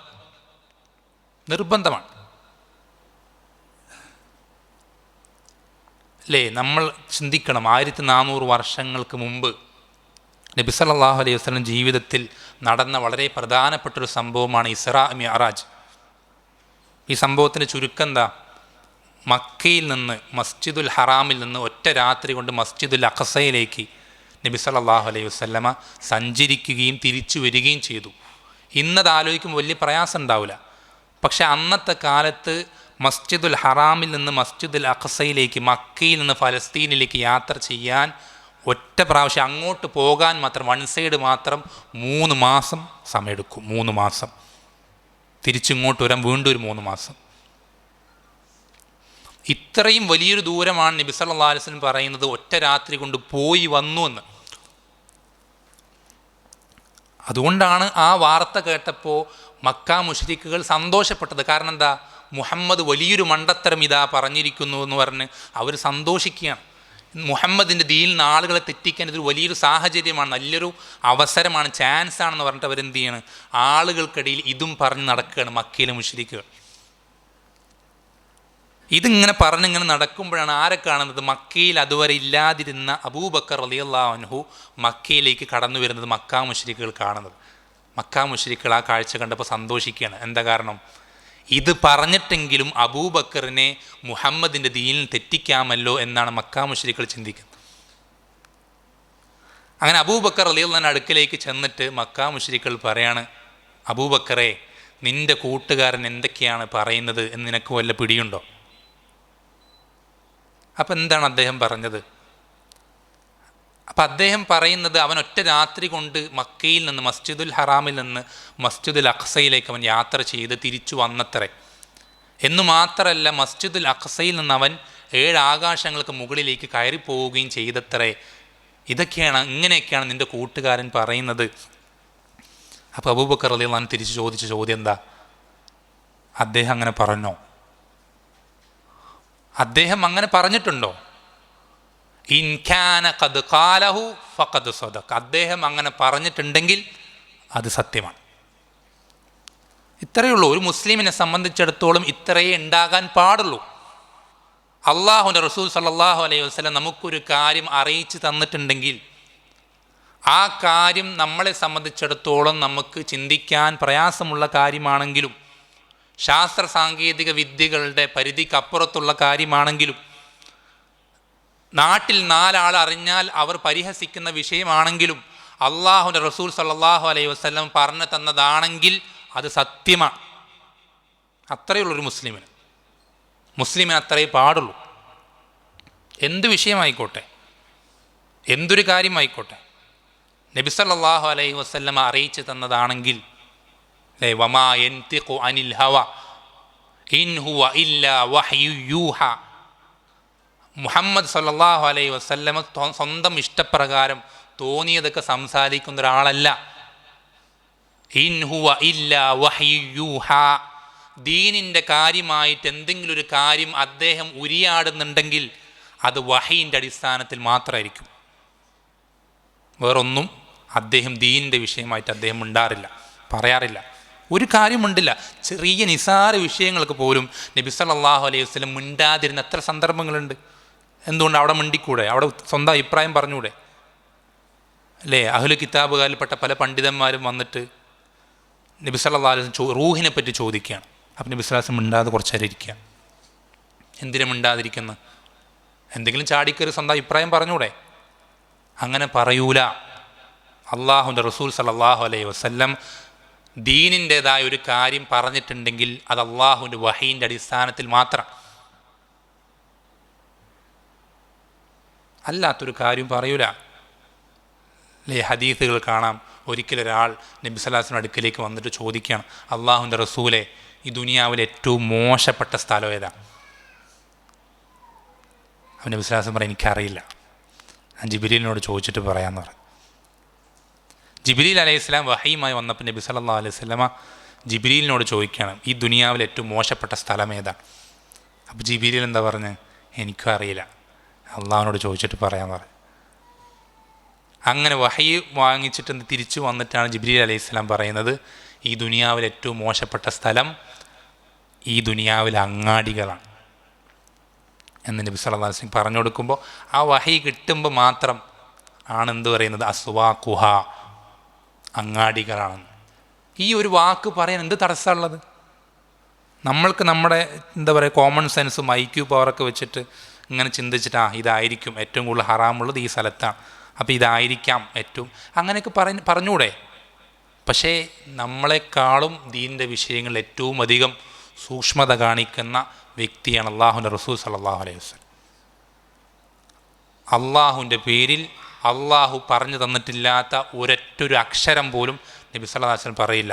എന്ന് മാത്രമല്ല, അള്ളാഹു നമ്മൾക്ക് എത്തിച്ച് തരാൻ പറഞ്ഞ് പഠിപ്പിച്ച് തരാൻ പറഞ്ഞ ഒരു കാര്യവും നബി സല്ലല്ലാഹു അലൈഹി വസല്ലം പഠിപ്പിച്ച് തരാതെ പോയിട്ടുമില്ല. ശ്രദ്ധിക്കണം. ആയിഷ റളിയല്ലാഹു അൻഹ പറയുന്നതായി സുഹൈൽ ബുഖാരിയിൽ വന്നിട്ടുള്ള ഒരു അസറാണ്. അവർ പറയാണ്, നബി സല്ലല്ലാഹു അലൈഹി വസല്ലം അള്ളാഹുവിൻ്റെ റസൂൽ സല്ലല്ലാഹു അലൈഹി വസല്ലമ എന്തെങ്കിലും ഒരു കാര്യം, അള്ളാഹു അവതരിപ്പിച്ച എന്തെങ്കിലും ഒരു വിഷയം മറച്ചു വയ്ക്കുമായിരുന്നെങ്കിൽ ഏത് വിഷയം മറച്ചു വെച്ചേനെ? ഏതാ മറച്ചു വയ്ക്കുക? സൈനബ് റളിയല്ലാഹു അൻഹയുമായിട്ടുള്ള വിവാഹം. സൈനബ് റളിയല്ലാഹു അൻഹ നബി സല്ലല്ലാഹു അലൈഹി വസല്ലമയുടെ കുടുംബത്തിൽപ്പെട്ട വളരെ ഉയർന്ന ദീനും തറവാടൊക്കെ ഉള്ള നല്ലൊരു സ്ത്രീയാണ്. നബി സല്ലല്ലാഹു അലൈഹി വസല്ലമയുടെ വളർത്തുപുത്രനായ സെയ്ദ് ബിൻ ഹാരിസയാണ് അവരെ ആദ്യം വിവാഹം ചെയ്യുന്നത്. സെയ്ദ് ബിൻ ഹാരിസ അവരുമായിട്ടുള്ള ദാമ്പത്യ ബന്ധം നല്ല രൂപത്തിൽ മുന്നോട്ട് പോകാത്ത കാരണത്താൽ സെയ്ദ് ബിൻ ഹാരിസയ്ക്ക് അവളെ തൊലാക്ക് ചെയ്യണം എന്ന് ആഗ്രഹമുണ്ടായിരുന്നു. നബി സല്ലല്ലാഹു അലൈഹി വസല്ലമയ്ക്കാണെങ്കിൽ സെയ്ദ് ബിൻ ഹാരിസ ഇവളെ തൊലാക്ക് ചെയ്താൽ ഈ സൈനബ് റളിയല്ലാഹു അൻഹ വിവാഹം ചെയ്യണമെന്നും ആഗ്രഹമുണ്ടായിരുന്നു. പക്ഷേ നബി സല്ലല്ലാഹു അലൈഹി വസല്ലമ നാട്ടുകാർ എന്ന് വെച്ചാൽ സ്വന്തം വളർത്തുപുത്രനാണ്, ജാഹിലിയത്തിൽ സെയ്ദ് ഇബ്നു മുഹമ്മദ് എന്നാണ് വിളിക്കപ്പെട്ടിരുന്നത്. സ്വന്തം മകനെ പോലെ വളർത്തിയിരുന്നൊരു വ്യക്തിയുടെ ഭാര്യയെ വിവാഹം ചെയ്യുന്നത് നാട്ടുകാരെന്തു വിചാരിക്കും, അങ്ങനെ വിവാഹം ചെയ്താൽ ആളുകൾ എന്ത് കരുതും എന്ന് പേടിച്ചിട്ട് നബി സല്ലല്ലാഹു അലൈഹി വസല്ലം എന്ത് ചെയ്തു, ഉള്ളിലുള്ള ആഗ്രഹം മറച്ചു വെച്ചിട്ട് സെയ്ദ് ഇബ്നു ഹാരിസയോട് പറഞ്ഞു, നീ എന്ത് ചെയ്യണം, അള്ളാഹുവിനെ പേടിക്കണം, അവളെ നീ നിൻ്റെ അടുക്കൽ പിടിച്ചു വെക്കണം, ഇങ്ങനെ ചെറിയ പിണക്കങ്ങളൊക്കെ ഉണ്ടാവും, അതിൽ നീ ക്ഷമിക്കണം എന്ന് എന്ത് ചെയ്യണം, സെയ്ദ് ഇബ്നു ഹാരിസയോട് പറയാം. അപ്പം നബി സല്ലല്ലാഹു അലൈഹി വസല്ലമയുടെ മനസ്സിൽ ഒളിപ്പിച്ച ഈ വിഷയം ദീനുമായിട്ട് എന്തെങ്കിലും ഒരു ബന്ധമുള്ള ചെറിയൊരു മസ്ലഹത്തുണ്ട് എന്നല്ലാതെ വലിയ പ്രധാനപ്പെട്ടൊരു കാര്യമൊന്നുമല്ല. പക്ഷെ അതുപോലെ അള്ളാഹു സുബ്ഹാനഹു ആയത്തിറക്കുകയാണ്, വതുഖ്ഫീ ഫീ നഫ്സിക മല്ലാഹു മുബ്ദീഹി.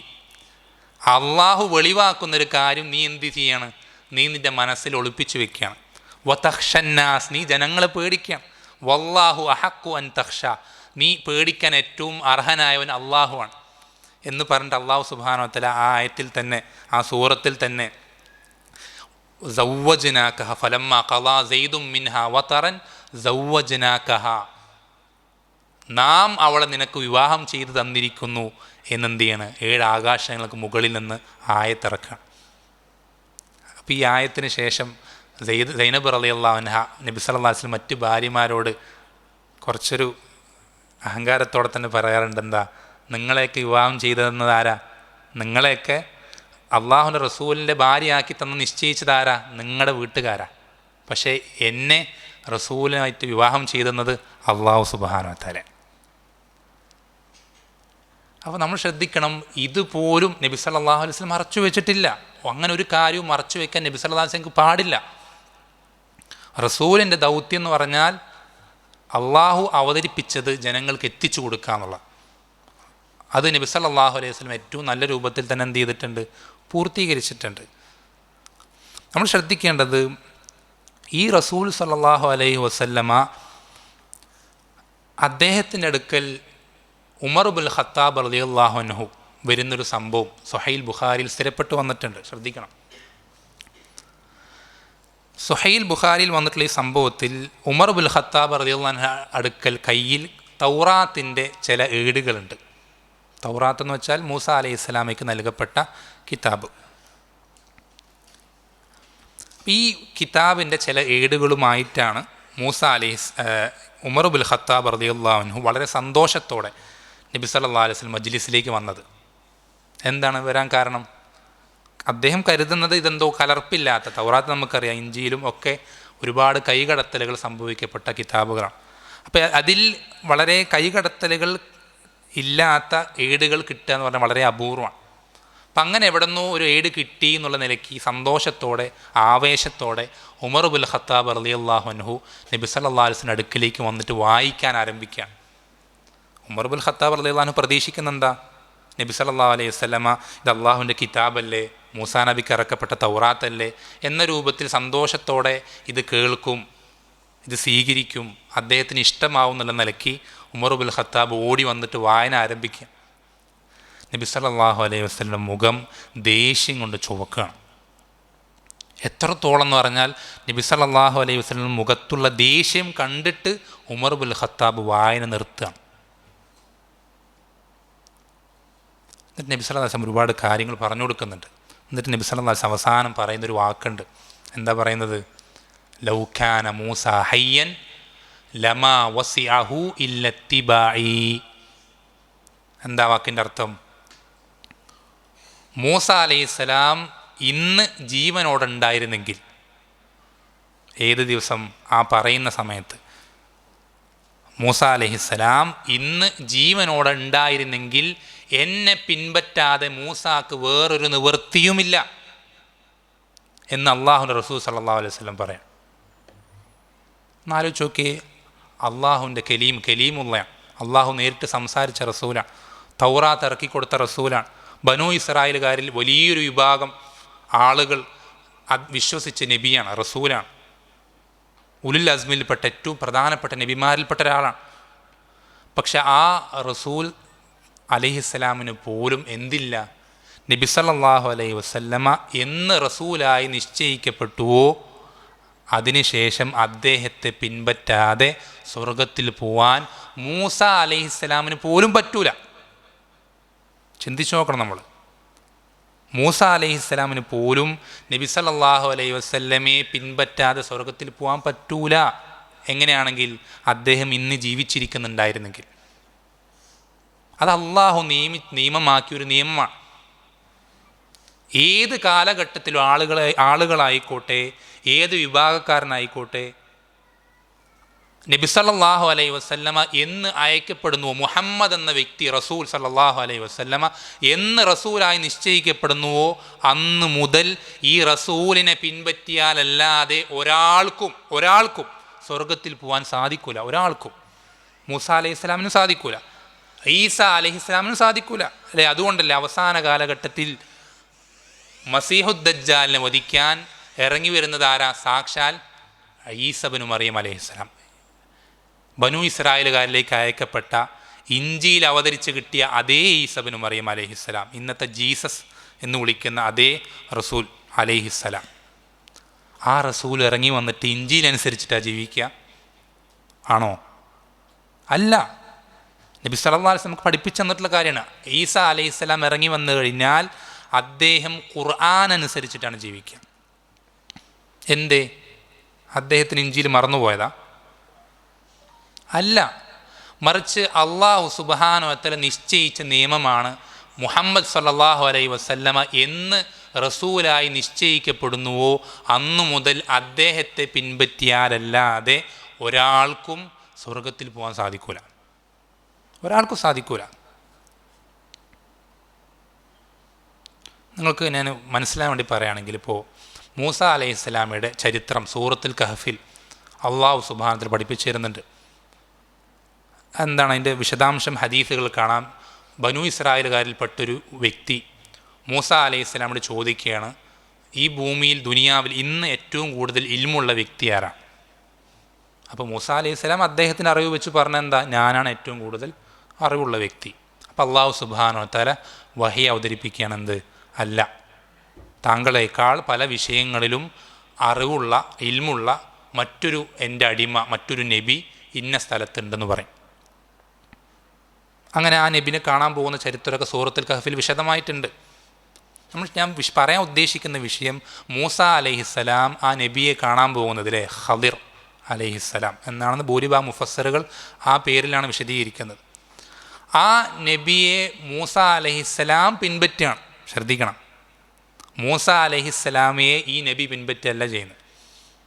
മൂസ അലൈഹിസ്സലാം ഈ നബിയാണ് എന്ത് ചെയ്യുന്നത്? പിൻപറ്റുന്നത്. എന്താ കാരണം? മൂസ അലൈഹിസ്സലാമയെ പിൻപറ്റാനുള്ള ബാധ്യത അത് ബനു ഇസ്രായേലുകാർക്ക് മാത്രമേ ഉള്ളൂ, ഈ നബിക്കില്ല.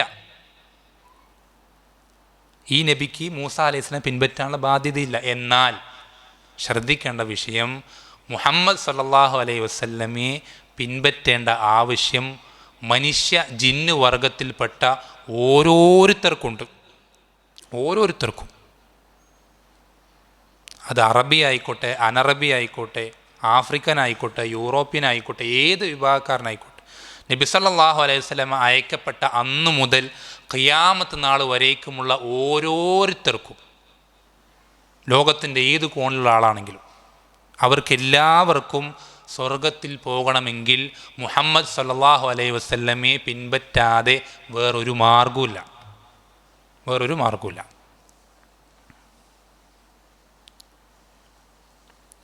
അപ്പോൾ വേറൊരു വിഷയം വരും. നമ്മുടെ നാട്ടിൽ ത്വരീഖത്തുകാർ, അല്ലേ?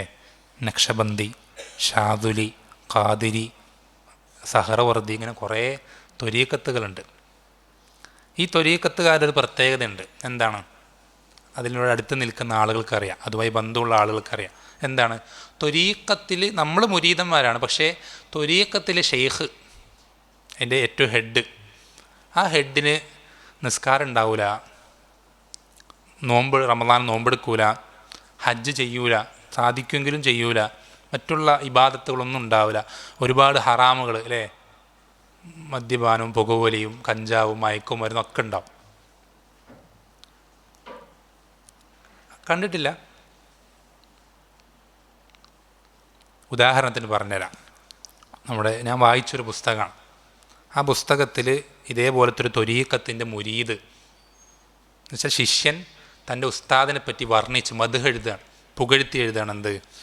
ഞങ്ങളുടെ ഷെയ്ഖുന. ആരാണ് ഷെയ്ഖുന? CM മടവൂർ.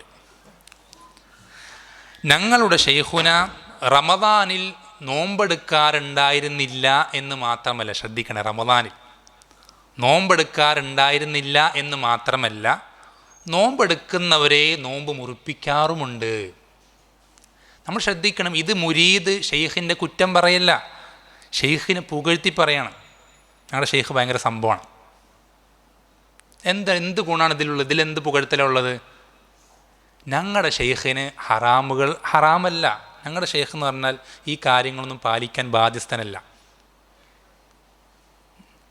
നബി സല്ലല്ലാഹു അലൈഹി വസല്ലം പഠിപ്പിച്ചെന്ന ഹറാമുകളുണ്ടല്ലോ, വാജിബുകളുണ്ടല്ലോ, ഇതൊക്കെ നിങ്ങൾക്ക് സാധാരണക്കാർക്കുള്ളതാണ്. ഞങ്ങളുടെ ഷെയ്ഖ് കുറച്ചുകൂടി ദറജ കൂടിയ ആളാണ്. ഞങ്ങളുടെ ഷെയ്ഖിന് ഇതൊന്നും വാജിബുകളൊന്നും വാജിബാവൂല. ഞങ്ങളുടെ ഷെയ്ഖിന് ഈ ഹറാമുകളൊന്നും ഹറാമാവൂല.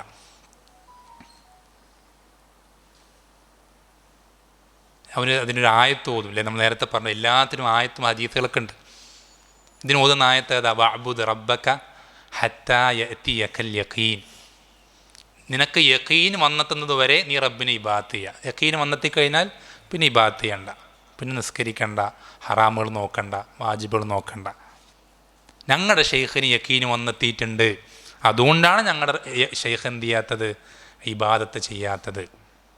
അല്ലേ? ശരിയല്ലേ? ഖുർആനനുസരിച്ച് ജീവിക്കല്ലേ ഷെയ്ഖന്മാരും മുരീദന്മാരും ചെയ്യുന്നത്, അല്ലേ? നമ്മൾ ശ്രദ്ധിക്കേണ്ടത് ഈ യഖീനിൻ്റെ അർത്ഥം എന്താ? അത് അപ്പുറത്ത് തൊട്ട് കുറച്ച് മുമ്പ് കുറച്ച് ആയത്തുകൾ കഴിഞ്ഞാൽ വേറെ സൂറത്തിൽ അള്ളാഹ് തന്നെ വിശദീകരിക്കുന്നുണ്ട്. നരകക്കാർ പറയുന്നത് എന്താ? ഹത്താ അതാനൽ യഖീൻ ഫമാ തൻഫഉഹും ശഫാഅത്തു ഷാഫിഈൻ. എന്താണ് യഖീന്? മരണമാണ്. എന്നുവെച്ചാൽ നിനക്ക് മരണം വന്നെത്തുന്നത് വരേക്കും നീ റബ്ബിനെ ഇബാദത്ത് ചെയ്തുകൊണ്ടേയിരിക്കുക. ഇതാണ് ആ വാക്കിൻ്റെ അർത്ഥം, അല്ലേ? ഈ വിഷയത്തിൽ നമ്മളൊക്കെ കേട്ടിട്ടുള്ളൊരു സംഭവമുണ്ട്. നമ്മുടെ നാട്ടിലെ മുഹീദ്ദീൻ ഷെയ്ഖിനെ അറിയില്ലേ?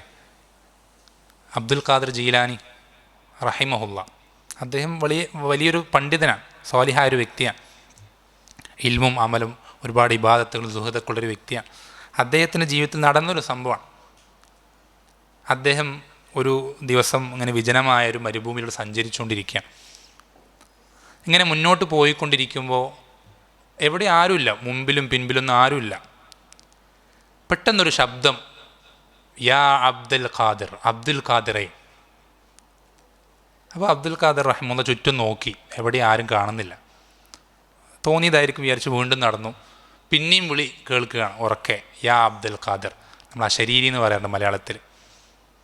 അപ്പം മുകളിലേക്ക് നോക്കിയപ്പോൾ ഒരു മേഘത്തിൻ്റെ രൂപത്തിലൊരു പ്രത്യേക ഒരു ഷേപ്പിലൊരു കാര്യം, അവിടെ നിന്നാണ് എന്ത് ചെയ്യുന്ന ഈ ശബ്ദം വരുന്നത്.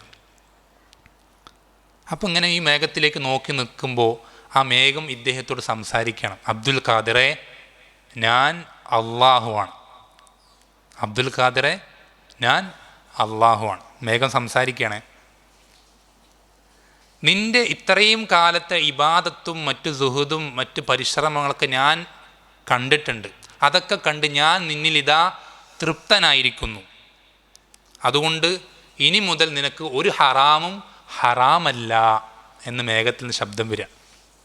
അല്ലേ? നമ്മളൊക്കെ ആണെങ്കിൽ എന്താ, കേട്ട പാതി കേൾക്കാത്ത പാതി അൽഹംദുലില്ലാ എന്ന് പറഞ്ഞിട്ട് എന്ത് ചെയ്തിട്ടുണ്ടാവും? ഇറങ്ങി ഓടിയിട്ടുണ്ടാവും. ഇത്ര കാലം ഞാൻ ചെയ്തിട്ട് ഇപ്പോഴെങ്കിലും റിസൾട്ട് കിട്ടിയില്ല എന്നൊക്കെ നമ്മൾ വിചാരിക്കുക, അല്ലേ? അബ്ദുൽ ഖാദിർ റഹിമുള്ള പറഞ്ഞ എന്താ? ഇഖ്സ അദുവല്ലാ, അള്ളാഹുവിൻ്റെ ശത്രുവേ നീ തൊലഞ്ഞു പോകട്ടെ എന്ന് പറഞ്ഞു. അള്ളാഹുവിൻ്റെ ശത്രുവേ നീ നിന്നിനായി തീരട്ടെ എന്നാണ് അബ്ദുൽ ഖാദിർ റഹിമുള്ള ആ മേഘത്തിനോട് പറഞ്ഞത്.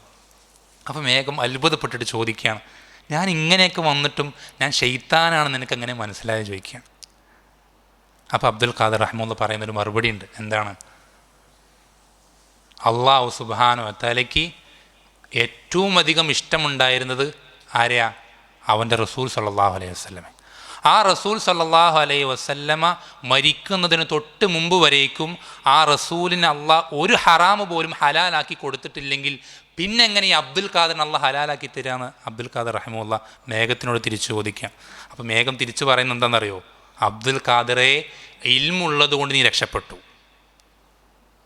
അബ്ദുൽ ഖാദിറെ, ഇൽമുള്ളത് കൊണ്ട് നീ രക്ഷപ്പെട്ടു. നിനക്ക് മുമ്പ് ഇതേ രൂപത്തിൽ ഇതേ തന്ത്രം പയറ്റിയിട്ട് 70 ആബിദീങ്ങളെ ഞാൻ വഴിതെറ്റിച്ചിട്ടുണ്ട്. 70 ആബിദീങ്ങളെ. അവർക്ക് ഇൽമില്ല, ഇതൊന്നും പഠിച്ചിട്ടില്ല, ദീൻ്റെ അടിസ്ഥാനങ്ങൾ അറിയില്ല, സ്വഹാബത്തിൻ്റെ ആദർശം അറിയില്ല, നിലപാടുകൾ അറിയില്ല. ഇത് കേൾക്കുമ്പോൾ കേട്ട പാതി കേൾക്കാത്ത പാതി അവരെന്ത് ചെയ്യും? ഹറാമുകളൊക്കെ ഹലാലാണെന്ന് കരുതി അവരൊക്കെ അതൊക്കെ ചെയ്യാൻ എന്ത് ചെയ്യും? മത്സരിച്ചിറങ്ങി ഓടും. അങ്ങനെ അവരെന്ത് ചെയ്യും? കാഫിറുകളാവും. നമ്മൾ ശ്രദ്ധിക്കണം. ഒരാൾക്ക്, നമ്മൾ നേരത്തെ പറഞ്ഞു, മൂസ അലൈഹിസ്സലാമിക്കും ഈസ അലൈഹിസ്സലാമിക്കും ഒഴിവില്ലെങ്കിൽ അതിനർത്ഥം ഒരാൾക്കും ഒഴിവില്ല എന്നുള്ളതാണ്. ഏതെങ്കിലും ഒരാൾക്ക് നബി സല്ലല്ലാഹു അലൈഹി വസല്ലമയെ പിൻപറ്റേണ്ടതില്ല എന്നൊരാൾ വിശ്വസിച്ചാൽ ആ വിശ്വസിച്ചവനും കാഫിറാവും. അവൻ ദീനിൽ നിന്ന് പുറത്തു പോകും. ശ്രദ്ധിക്കണം. ഇപ്പോൾ നമ്മൾ പറഞ്ഞു CM മടവൂരിൻ്റെ വിഷയം. CM മടവൂർ എന്തോ ആയിക്കോട്ടെ, അതല്ല വിഷയം.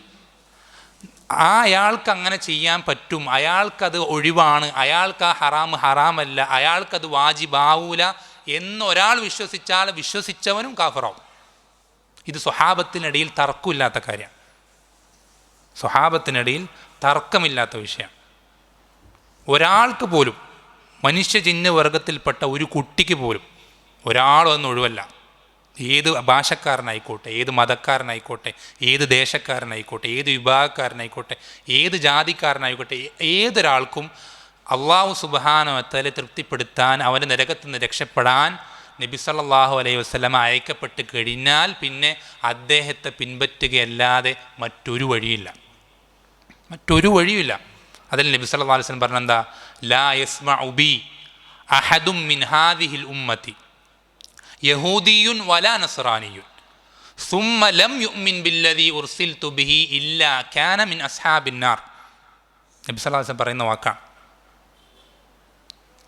എന്നെപ്പറ്റി ഈ ഉമ്മത്തിൽപ്പെട്ട, എന്ന് വെച്ചാൽ നബി സല്ലല്ലാഹു അലൈഹി വസല്ലം അയക്കപ്പെട്ട അന്നു മുതൽ ഖിയാമത്ത് നാൾ വരേക്കുമുള്ള ഈ ടൈം പീരീഡിനിടയിൽ പെടുന്ന ഏതെങ്കിലും ഒരാൾ, അത് ജൂതനായിക്കോട്ടെ നസ്രാണി ആയിക്കോട്ടെ, ആരെങ്കിലും ഒരാൾ എന്നെപ്പറ്റി കേൾക്കുകയും എന്നിട്ട് ഞാൻ എന്തുകൊണ്ട് അയക്കപ്പെട്ടുവോ അതിൽ വിശ്വസിക്കാതിരിക്കുകയും ചെയ്താൽ അവൻ നരകക്കാരനാവാതിരിക്കുകയില്ല എന്ന് നബി സല്ലല്ലാഹു അലൈഹി വസല്ലം പഠിപ്പിച്ചു തരാം.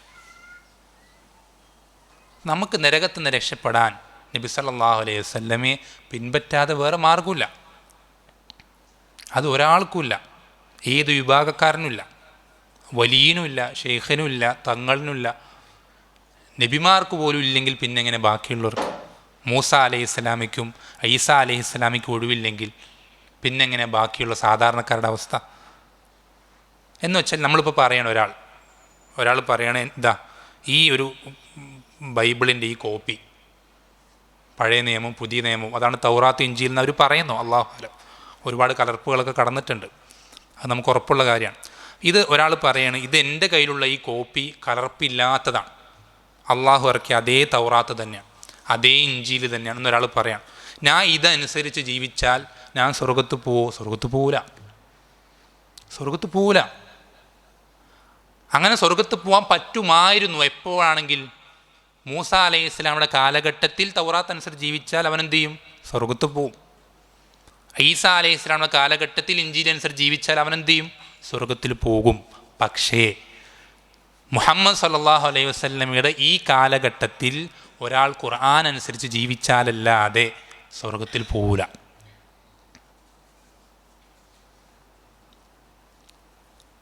ഇതാണ് രണ്ടാമത്തെ റിസാലത്തിൻ്റെ വിഷയം.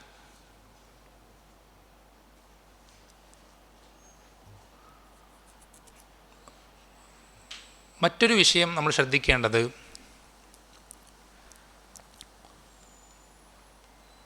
നബി സല്ലല്ലാഹു അലൈഹി വസല്ലമയുടെ മക്ക കാലഘട്ടം നമുക്കൊക്കെ അറിയാം. നബി സല്ലല്ലാഹു അലൈഹി വസല്ലമയ്ക്ക് വളരെയധികം പ്രയാസങ്ങൾ നേരിടേണ്ടി വന്നതും ആ പ്രയാസങ്ങളുടെ കാഠിന്യം വർദ്ധിച്ച് അദ്ദേഹത്തെ കൊലപാതകം ചെയ്യുന്നതിന് വേണ്ടി ആസൂത്രണം ചെയ്യുന്നതിലേക്ക് വരെ കാര്യങ്ങൾ എത്തുകയും ചെയ്തു. അങ്ങനെയാണ് നബി സല്ലല്ലാഹു അലൈഹി വസല്ലമ മക്കയിൽ നിന്ന് മദീനത്തേക്ക് ഹിജ്റ ചെയ്യുന്നത്. അപ്പം ഇതേപോലെ മക്ക വിട്ട് ഹിജ്റ ചെയ്യേണ്ടി വന്ന ആളുകളാണ് അന്നത്തെ കാലത്തെ മുസ്ലിമീങ്ങളെല്ലാവരും. കാരണം അവർക്ക് അവരുടെ നാട്ടിലെ ആ പ്രയാസങ്ങളും ഉപദ്രവങ്ങളും സഹിച്ച് നിൽക്കുക എന്നുള്ളത് അവർക്ക് സാധിക്കുന്നൊരു കാര്യമായിരുന്നില്ല. പല ആളുകളും കൊല്ലപ്പെടുക പോലും ചെയ്തിട്ട് നമുക്കറിയാം. യാസർ കുടുംബത്തിൻ്റെ അവസ്ഥയൊക്കെ നമുക്കറിയാം. അപ്പോൾ ഈ പ്രയാസങ്ങൾക്ക് ഇടയിൽ നമുക്കറിയാം ഒരുപാട് പരീക്ഷണങ്ങൾ, ഒരുപാട് ബുദ്ധിമുട്ടിക്കലുകൾ ശത്രുക്കളുടെ ഭാഗത്തു നിന്നുണ്ടായപ്പോൾ അവരിൽ നിന്ന് പല ആളുകളും പല സ്ഥലങ്ങളിലേക്ക്, ഒരുപാട് ആളുകൾ ഹബശയിലേക്ക് ആദ്യം 2 തവണയായി പല ആളുകളും പോയി. പിന്നെയാണ് മദീനത്തേക്ക് പോകുന്നത്. നമ്മൾ ശ്രദ്ധിക്കേണ്ടത്, മദീനത്തേക്ക് ഇങ്ങനെ ഹിജറ പോകുന്ന ആളുകളിൽപ്പെട്ട ഒരാളാണ് സുഹൈബ് ബിൻ സിനാൻ റൂമി റളിയല്ലാഹു അൻഹു. റോമാക്കാരനായ സ്വഹാബിയാണ്.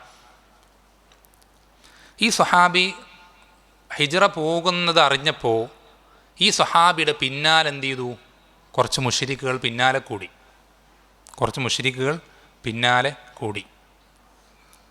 അപ്പം ഇദ്ദേഹം അവരിൽ നിന്ന് കുതറി മാറി വഴി മാറി അവസാനം എന്ത് ചെയ്തു? ഒരു മലയുടെ മുകളിലേക്ക് എത്തിയിട്ട് അദ്ദേഹത്തിൻ്റെ അമ്പക്കെടുത്തൊക്കെ റെഡിയാക്കി വില്ലൊക്കെ തയ്യാറാക്കിയിട്ട് പറയാണ്, നിങ്ങളുടെ കൂട്ടത്തിൽ ഏറ്റവും നന്നായി ഏറ്റവും കൃത്യമായി അമ്പ് ചെയ്യുന്നത് ഞാനാണ്, നിങ്ങൾക്കറിയാം.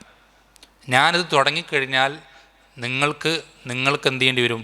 സ്വന്തം ജീവൻ രക്ഷിക്കാമെന്നല്ലാതെ ഇവിടെ നിന്ന് ഓടി ഒളിക്കുക എന്നല്ലാതെ മറ്റൊരു മാർഗവും ഉണ്ടാവില്ല എന്നും നിങ്ങൾക്കറിയാം. അതുകൊണ്ട് നിങ്ങൾ എന്നെന്ത് ചെയ്യണം? വിട്ടേച്ച് പോകണം എന്ന് അദ്ദേഹം എന്ത് ചെയ്യും? ശക്തമായ രൂപത്തിൽ അവർക്ക് ഭീഷണി താക്കീത് കൊടുക്കുകയാണ്. സുഹൈബ് ബിൻ സിനാൻ റൂമി റളിയല്ലാഹു അൻഹു. അപ്പോൾ അവർ പറയാണ്, താങ്കൾ ഞങ്ങളുടെ അടുക്കിലേക്ക് വന്നത് ഒന്നുമില്ലാത്ത ആളായിട്ടാണ്. എന്നുവെച്ചാൽ അടിമയായി പിന്നെ സ്വതന്ത്രനായി മോചിപ്പിക്കപ്പെട്ടു, പിന്നെ കച്ചവടം ചെയ്ത് അങ്ങനെ വലിയ സമ്പന്നനായി തീർന്നതാണ്. അപ്പോൾ താങ്കൾ ഞങ്ങളുടെ അടുക്കലേക്ക് വന്നത് ഒരു സമ്പത്തും ഇല്ലാത്ത ദരിദ്രനായിട്ടാണ്. ഞങ്ങളുടെ അടുക്കലേക്ക് വന്നിട്ട് താങ്കൾ എന്ത് ചെയ്തു? വലിയ സമ്പത്തുള്ള ഒരാളായി തീരുകയും ചെയ്തു. അതുകൊണ്ട് താങ്കളുടെ സമ്പത്ത് ഞങ്ങൾക്ക് വിട്ടു തരാതെ ഞങ്ങൾ എന്ത് ചെയ്യില്ല, താങ്കളെ പോകാൻ അനുവദിക്കുകയില്ല എന്ന് പറഞ്ഞു. അവരെ പറയുന്നത് ന്യായമല്ല, എന്നാലും അദ്ദേഹം എന്ത് ചെയ്യണം? അവർക്ക് അദ്ദേഹത്തിൻ്റെ സമ്പത്ത്, അദ്ദേഹം പറയാണ്, ഞാൻ എൻ്റെ സമ്പത്ത് എവിടെയാണ് മക്കയിൽ വെച്ചിട്ടുള്ളത് എന്ന് നിങ്ങൾക്ക് അറിയിച്ചു തന്നാൽ നിങ്ങൾ എന്നെ വെറുതെ വിടുമോ? അപ്പോൾ അവർ പറഞ്ഞു, ഞങ്ങൾ വെറുതെ വിടാം. വാക്ക് പറഞ്ഞു, കരാറ് പറഞ്ഞു. അവരെന്ത് ചെയ്യും? അദ്ദേഹം പറഞ്ഞു ഇന്ന സ്ഥലത്തുണ്ടെന്ന് പറഞ്ഞപ്പോൾ അവരൊക്കെ എന്ത് ചെയ്തു? അദ്ദേഹത്തെ ഉപേക്ഷിച്ച് അവർ പോയി. നമ്മൾ ശ്രദ്ധിക്കണം, ഇദ്ദേഹം മക്ക വിട്ട് മദീനത്തേക്ക് യാത്ര ചെയ്യുന്ന ഒരാളാണ്. ഇദ്ദേഹത്തിന് അവിടെ നുണ പറഞ്ഞാൽ പ്രത്യേകിച്ചൊന്നും നഷ്ടപ്പെടാനില്ല. എന്ന് മാത്രമല്ല, ഇവരുടെ ശത്രുക്കളുടെ കയ്യിൽ നിന്ന്, പിടിയിൽ നിന്ന് രക്ഷപ്പെടാൻ വേണ്ടി നുണ പറയാനുള്ള സാധ്യത അവിടെ വളരെ അധികമാണ്. എന്നിട്ടും ഇദ്ദേഹം പറഞ്ഞപ്പോൾ ശത്രുക്കളൊക്കെ പിന്തിരിഞ്ഞു പോയത് എന്തുകൊണ്ടാണ്?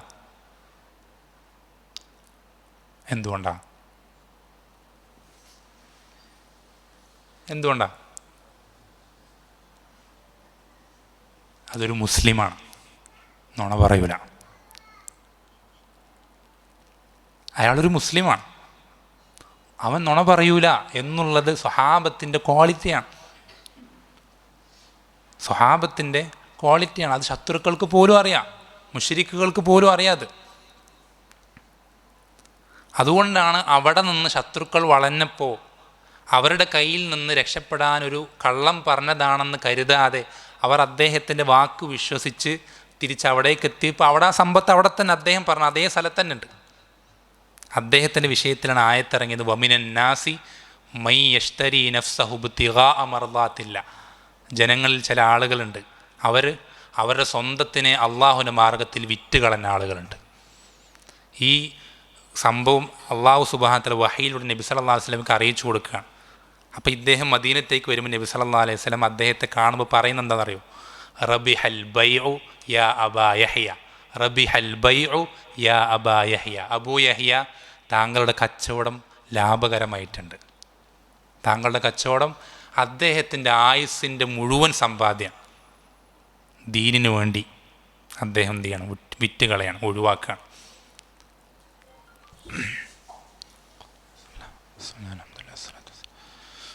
അപ്പോൾ നമ്മൾ പറഞ്ഞു വന്നത്, സുഹൈബ് ബിൻ സിനാൻ റൂമി റളിയല്ലാഹു അൻഹു, അദ്ദേഹത്തിന് ആ സന്ദർഭത്തിൽ തൻ്റെ കൂടെയുള്ള ആളുകളെ, അള്ളാഹുവിൻ്റെ റസൂൽ സല്ലല്ലാഹു അലൈഹി വസല്ലമയും അദ്ദേഹത്തിൽ വിശ്വസിച്ച തൻ്റെ കൂട്ടുകാരായ സ്വഹാബത്തിനെയും ഒക്കെ അങ്ങേയറ്റം ഉപദ്രവിക്കുകയും പ്രയാസപ്പെടുത്തുകയൊക്കെ ചെയ്യുന്ന, അവരെ പലരെയും വധിക്കുകയും പലരെയും കൊല്ലുകയും വളരെ ശക്തമായ നിലയ്ക്ക് പ്രയാസങ്ങൾ അവർക്ക് ചെയ്തുകൊണ്ടേയിരിക്കുന്ന അദ്ദേഹത്തിന് ശത്രുക്കളായി മനസ്സിൽ കരുതുന്ന ആളുകൾ, ആ ആളുകളോട് പോലും അദ്ദേഹം പാലിച്ച സത്യസന്ധത അത് ദീൻ നമ്മൾക്ക് നിർബന്ധമാക്കുന്ന കാര്യമാണ്.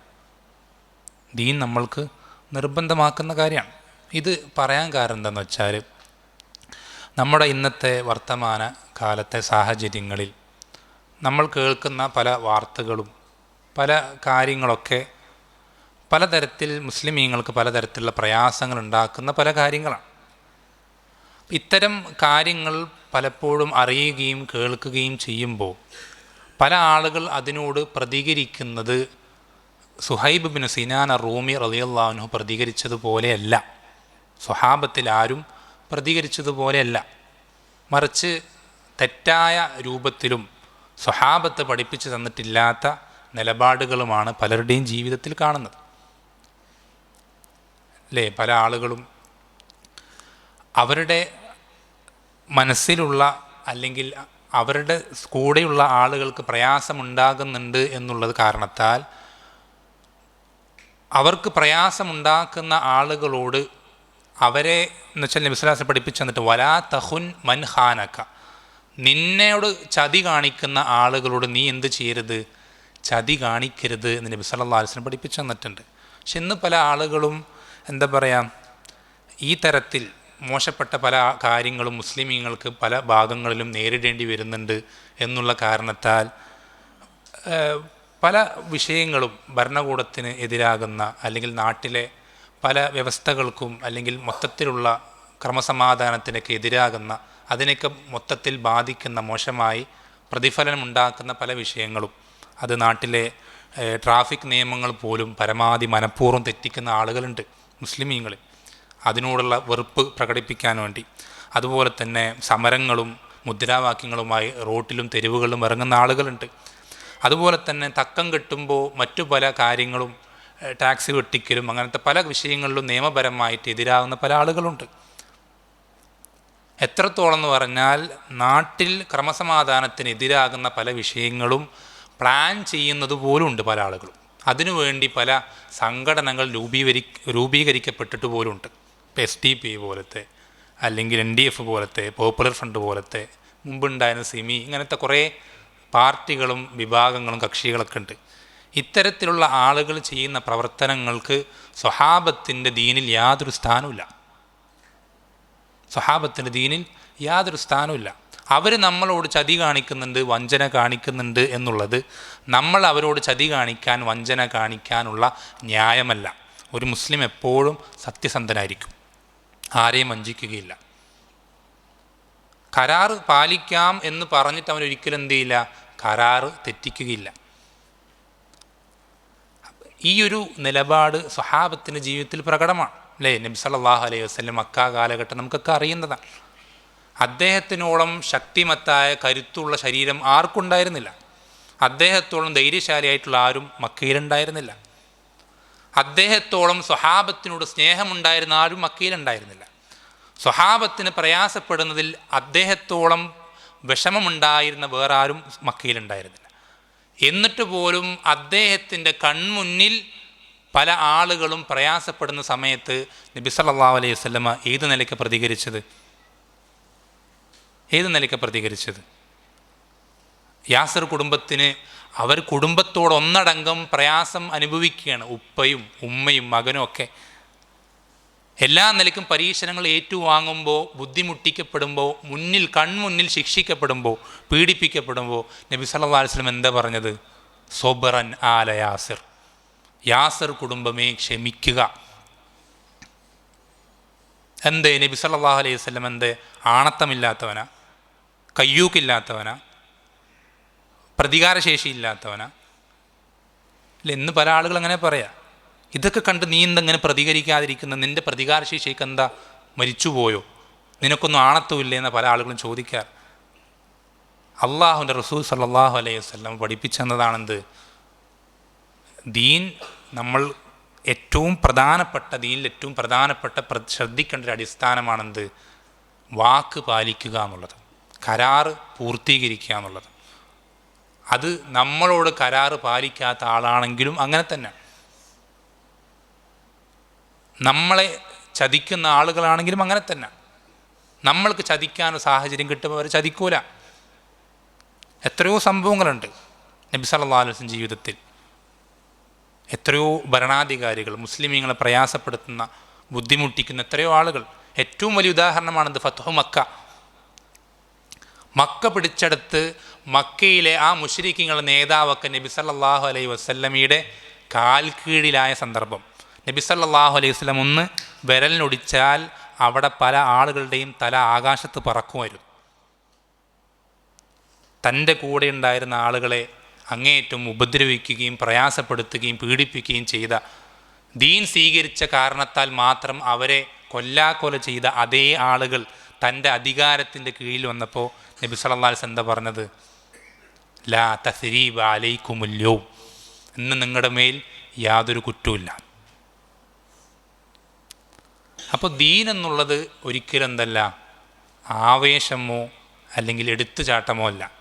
ദീൻ എന്നുള്ളത് നമ്മൾ പറഞ്ഞതുപോലെ സ്വഹാബത്തിൻ്റെ നിലപാടുകൾ മുറുകെ പിടിക്കല, അവരുടെ ആദർശം മനസ്സിലാക്കല, അവരുടെ വിശ്വാസം കൈക്കൊള്ളലാണ് ദീൻ. അതേ നിലപാടുകൾ നമ്മൾ നമ്മുടെ ജീവിതത്തിൻ്റെ ഓരോ സന്ദർഭങ്ങളിലും ആക്കി തീർക്കുവാൻ നമ്മൾ എപ്പോഴും ശ്രദ്ധിക്കേണ്ടതുണ്ട്.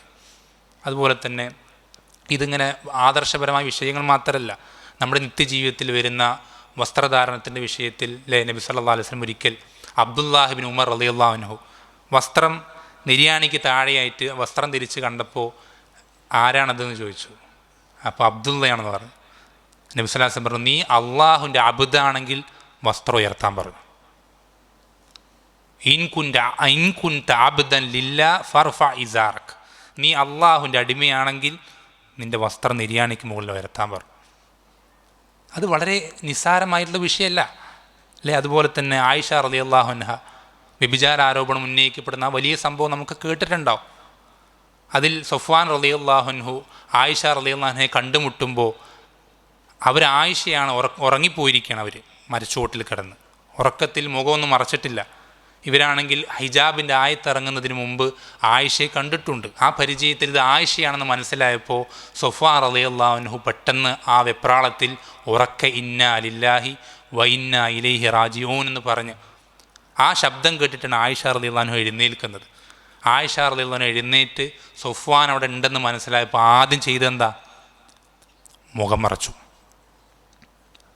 സ്വഹാബി വനിതകൾ അങ്ങനെയാണ്. നബി സല്ലല്ലാഹു അലൈഹി വസല്ലം മരണപ്പെടുന്ന സമയത്ത് സ്വഹാബി വനിതകൾ അടിമ സ്ത്രീകളല്ലാത്ത ആരും മുഖം തുറന്നിട്ടതായി ആരും ഉണ്ടായിരുന്നില്ല. ചെറിയ കൊച്ചു കുട്ടികളുണ്ടാവും, അടിമ സ്ത്രീകളുണ്ടാവും എന്നല്ലാതെ സ്വഹാബി വനിതകളിൽ മുഖം മറയ്ക്കാത്തതായിട്ട് ആരുണ്ടായിരുന്നില്ല. 4 മദ്ഹബുകൾ നിങ്ങൾ എടുത്തു നോക്കി. 4 മദ്ഹബുകളിൽ ഒരു മദ്ഹബിൽ പോലും സ്ത്രീകൾ മുഖം തുറന്നിടുന്നതിൽ അനുവദിച്ചു തരുന്നില്ല. പണ്ഡിതന്മാർക്കിടയിൽ തർക്കമില്ലാത്ത കാര്യമാണ് സ്ത്രീകൾ മുഖം മറയ്ക്കുക എന്നുള്ളത്. ഒരു സ്ത്രീയുടെ മുഖത്തേക്ക് ശഹ്വത്തോടുകൂടെ നോക്കുന്ന സാഹചര്യമുണ്ടെങ്കിൽ അവളുടെ മുഖം മറയ്ക്കൽ നിർബന്ധമാണെന്ന് 4 മദ്ഹബുകളുടെ കിതാബുകളിലും ഇഷ്ടം പോലെ ഉണ്ട്. ഒരു മദ്ഹബിലും തർക്കമുള്ള കാര്യമല്ലത്. അതുപോലെ ഓരോ വിഷയങ്ങളിലും ഓരോ ചെറുതും വലുതുമായ ഓരോ മേഖലകളിലും സ്വഹാബത്തിന് കൃത്യമായ നിലപാടുകളുണ്ട്, അവർക്ക് കൃത്യമായ ആദർശങ്ങളുണ്ട്. ആ ആദർശങ്ങൾ നാം കൃത്യമായി ഓരോന്നും ചോദിച്ച് മനസ്സിലാക്കുകയും, പ്രത്യേകിച്ച് നമ്മുടെ നാട്ടിൽ ഇങ്ങനെ പലതരത്തിലുള്ള വ്യതിയാനങ്ങൾ അല്ലെങ്കിൽ പല ആളുകൾ പല നിലപാടുകളിലായിട്ട് നമ്മൾ കാണുമ്പോൾ, പല വിഭാഗങ്ങളെ പല രൂപത്തിൽ പല ആദർശത്തിലായി നമ്മൾ കാണുമ്പോൾ നമ്മൾ ചോദിക്കെങ്കിലും ചെയ്യുക. ഫസ്അലൂ അഹ്ല ദിക്രി ഇൻ കുൻതും ലാ തഅലമൂൻ. അങ്ങനെയുള്ള നമ്മൾ ആശയക്കുഴപ്പത്തിലാവുന്ന സാഹചര്യങ്ങൾ വരുമ്പോൾ നമ്മളെന്താ പലരും പറയാ, ഒക്കെ കണക്കന്നെ, എല്ലാവരും ഖുർആനും സുന്നത്താണ് പറയുന്നത്, എന്നിട്ട് അവൻ ഇങ്ങനെ പറയുന്നു ഇവനിങ്ങനെ പറയുന്നു. ഈ രൂപത്തിൽ നമ്മൾ ഒഴിവാക്കി കളയേണ്ട ഒരു വിഷയമല്ലത്. വളരെ ഗൗരവമുള്ള പ്രധാനപ്പെട്ട വിഷയമാണ്. ഇങ്ങനെയുള്ള സാഹചര്യങ്ങൾ വരുമ്പോഴെങ്കിലും നമ്മൾ എന്ത് ചെയ്യുക? അറിവുള്ളവരോട് ചോദിക്കുക. ഇത്തരം സാഹചര്യങ്ങളിൽ സ്വഹാബത്തിൻ്റെ നിലപാടെന്താണ്? അല്ലേ? കുറച്ച് ദിവസങ്ങൾക്ക് മുമ്പ് 1 മാസം 2 മാസം ആയിട്ടുണ്ടാവും. നിക്കാബിൻ്റെ വിഷയത്തിൽ വലിയ വിവാദങ്ങളും വാർത്തകളൊക്കെ വന്നിരുന്നു. ആ സമയത്തെങ്കിലും നമ്മൾ പഠിക്കുക, ചോദിക്കുക, നിക്കാബിൻ്റെ വിഷയത്തിൽ, മുഖം മറയ്ക്കുന്ന വിഷയത്തിൽ സ്വഹാബത്തിൻ്റെ നിലപാടെന്താണ് നമ്മൾ അന്വേഷിക്കണം. അത് അന്വേഷിക്കും നമുക്ക് മനസ്സിലാക്കാൻ സാധിക്കും. സ്വഹാബി വനിതകളിൽ അടിമ സ്ത്രീകളും ചെറിയ കുട്ടികളുമല്ലാത്ത ഒരാളും നബി സല്ലല്ലാഹു അലൈഹി വസല്ലം മരണപ്പെടുന്ന സമയത്ത് മുഖം മറയ്ക്കാത്തവരായിട്ടുണ്ടായിരുന്നില്ല. ഒരാളും നമ്മൾ പഠിച്ചാൽ മനസ്സിലാക്കുന്ന കാര്യമാണ് അല്ലേ. എത്രത്തോളം നിക്കാബ് ധരിക്കാൻ പാടില്ലാത്ത സാഹചര്യമാണ് ഇഹ്റാമിൽ പ്രവേശിക്കുന്ന സന്ദർഭം. നിക്കാബ് ധരിക്കാൻ പാടില്ല. ആ സന്ദർഭത്തിൽ പോലും അസ്മാ റളിയല്ലാഹു അൻഹ പറയുന്നുണ്ട്, ഞങ്ങളുടെ അടുക്കലേക്ക് അന്യപുരുഷന്മാർ ആരെങ്കിലും വരുന്നുണ്ടെന്ന് മനസ്സിലാക്കി കഴിഞ്ഞാൽ ഞങ്ങളുടെ തലമക്കനെ മുഖത്തേക്ക് വലിച്ചിടും, അവിടെയും മുഖം കാണിച്ചു കൊടുക്കൂല. കാരണം ഒരു പെണ്ണിൻ്റെ ഏറ്റവും വലിയ ഔറത്ത്, ഏറ്റവും വലിയ സൗന്ദര്യം മുഖമാണ്. പെണ്ണ് കാണാൻ വരുമ്പോൾ ഒരു പെണ്ണിനെ നോക്കുക എവിടേക്കാണ്? കാലിലേക്കാണ്. കാല് മറയ്ക്കുന്നത് നിർബന്ധമാണെന്ന് പണ്ഡിതന്മാർക്കിടയിൽ ഇത്തിഫാക്ക് ഉണ്ടാവുമ്പോൾ എങ്ങനെയാണ് മുഖം മറയ്ക്കൽ നിർബന്ധമല്ലാതിരിക്കുക? ഇങ്ങനെ ഓരോ വിഷയങ്ങളിലും നിലപാടുകൾ തമ്മിൽ ചർച്ചകൾ വരുമ്പോൾ അല്ലെങ്കിൽ എതിരാകുമ്പോൾ, പല ആളുകളും പല നിലപാടുകൾ സ്വീകരിക്കുമ്പോൾ, പല വിവാദങ്ങളും ദീനിൻ്റെ പേരിൽ നാട്ടിൽ കൊഴുക്കുമ്പോൾ, ആ സമയത്തെങ്കിലും ആ വിഷയങ്ങളിൽ സ്വഹാബത്തിൻ്റെ നിലപാടുകൾ എന്തൊക്കെയാണെന്ന് നമ്മൾ ചോദിച്ച് മനസ്സിലാക്കാൻ തയ്യാറായിട്ടില്ലെങ്കിൽ നമ്മൾ വലിയ നഷ്ടത്തിലാണ്, വലിയ അപകടത്തിലേക്ക് നമ്മളെത്തും. കാരണം ഇതല്ലാതെ നമ്മൾക്ക് നരകമോചനത്തിന് മറ്റൊരു വഴിയുമില്ല, മറ്റൊരു മാർഗവുമില്ല. നമ്മൾ സ്വഹാബത്തിന് നബി സല്ലല്ലാഹു അലൈഹി വസല്ലം വിട്ടേച്ച് പോയ അതേ ആശയ ആദർശ നിലപാടുകളിൽ ആവുകയല്ലാതെ നമ്മൾക്ക് നരകത്തിൽ പ്രവേശിക്കാതെ സ്വർഗത്തിൽ പ്രവേശിക്കാൻ മറ്റൊരു വഴിയുമില്ല എന്ന് പഠിപ്പിച്ചു തന്നത് അള്ളാഹുവിൻ്റെ റസൂൽ സല്ലല്ലാഹു അലൈഹി വസല്ലം. അതുകൊണ്ട് നാം ഓരോരുത്തരും ഇത്തരം പ്രതിസന്ധി ഘട്ടങ്ങളിലെങ്കിലും, ആളുകൾ പല ചർച്ചകളിൽ ഏർപ്പെടുന്ന സാഹചര്യങ്ങളിലെങ്കിലും നമ്മൾ സ്വഹാബത്തിൻ്റെ ആ വിഷയത്തിൽ നിലപാടുകൾ അറിവുള്ള ആളുകളോട് ചോദിക്കാനും പഠിക്കാനും ആ നിലപാടുകൾ നമ്മുടെ നിലപാടുകളാക്കി മാറ്റി തീർക്കാനും നാം ഓരോരുത്തരും ശ്രദ്ധിക്കുക. പല ആളുകളും പലതും പറയും, ഇതെന്താ പഴഞ്ചൻ ദീനാണല്ലോ, അല്ലെങ്കിൽ 6-ാം നൂറ്റാണ്ടിലെ കാര്യങ്ങളാണല്ലോ പറയുന്നത്, അല്ലെങ്കിൽ ഇവനിപ്പോൾ ഇത് എവിടെ നിന്നാണ് വന്നത്, അല്ലെങ്കിൽ ഇത് സൗദിയിലെ ദീനാണ്, ഗൾഫിലെ ദീനാണ്, അവിടുത്തെ ദീനാണ്. പല ആളുകളും പലതും പറയും. കൂട്ടുകാർ ഒറ്റപ്പെടുത്തും, കളിയാക്കും. കുടുംബത്തിൽ നമ്മൾ എന്തു ചെയ്യും? നമ്മൾ ആരും അല്ലാതാവും. നാട്ടുകാർക്കിടയിൽ നമ്മൾ പരിഹാസ്യനാകും. എന്നാലും കുഴപ്പമില്ല, ഈ ദുനിയാവ് ഇന്നല്ലെങ്കിൽ നാളെ കഴിഞ്ഞു പോകും. പക്ഷെ നമുക്ക് എന്നും അവസാനിക്കാത്ത, എന്നും നിലനിൽക്കുന്നൊരു ആഖിറ നമുക്ക് വരാനുണ്ട്. ആ ആഖിറത്തിൽ നമ്മൾ കുടുങ്ങുന്നതാണ് ഏറ്റവും വലിയ അപകടം. അവിടെ നമ്മൾ രക്ഷപ്പെടാൻ ഈ ഒരു മാർഗം നമ്മൾ സ്വീകരിക്കുകയല്ല, നമ്മുടെ മുന്നിൽ മറ്റൊരു മാർഗവും വഴിയില്ല. അള്ളാഹു സുബ്ഹാനഹു എന്ത് ചെയ്യട്ടെ, നമുക്ക് ഓരോ വിഷയങ്ങളിലും ചെറുതും വലുതുമായ ഓരോ കാര്യങ്ങളിലും സ്വഹാബത്ത് സ്വീകരിച്ച നിലപാടുകൾ എന്തൊക്കെയാണെന്ന് പഠിച്ച് മനസ്സിലാക്കുവാനും ആ നിലപാടുകളിലേക്ക് നമ്മുടെ നിലപാടുകൾ ആദർശമാക്കി തീർക്കുവാനും റബ്ബ് സുബ്ഹാനഹു വതആല നാം ഓരോരുത്തരെയും സഹായിക്കുമാറാവട്ടെ. വസല്ലല്ലാഹു വസല്ലം അലാ നബീന മുഹമ്മദിൻ വൽഹംദുലില്ലാഹി റബ്ബിൽ ആലമീൻ. സുബ്ഹാനകല്ലാഹു ബിഹംദിക അഷ്ഹദു അൻ ലാ ഇലാഹ ഇല്ലാ അൻത അസ്തഗ്ഫിറുക വഅതൂബു ഇലൈക്.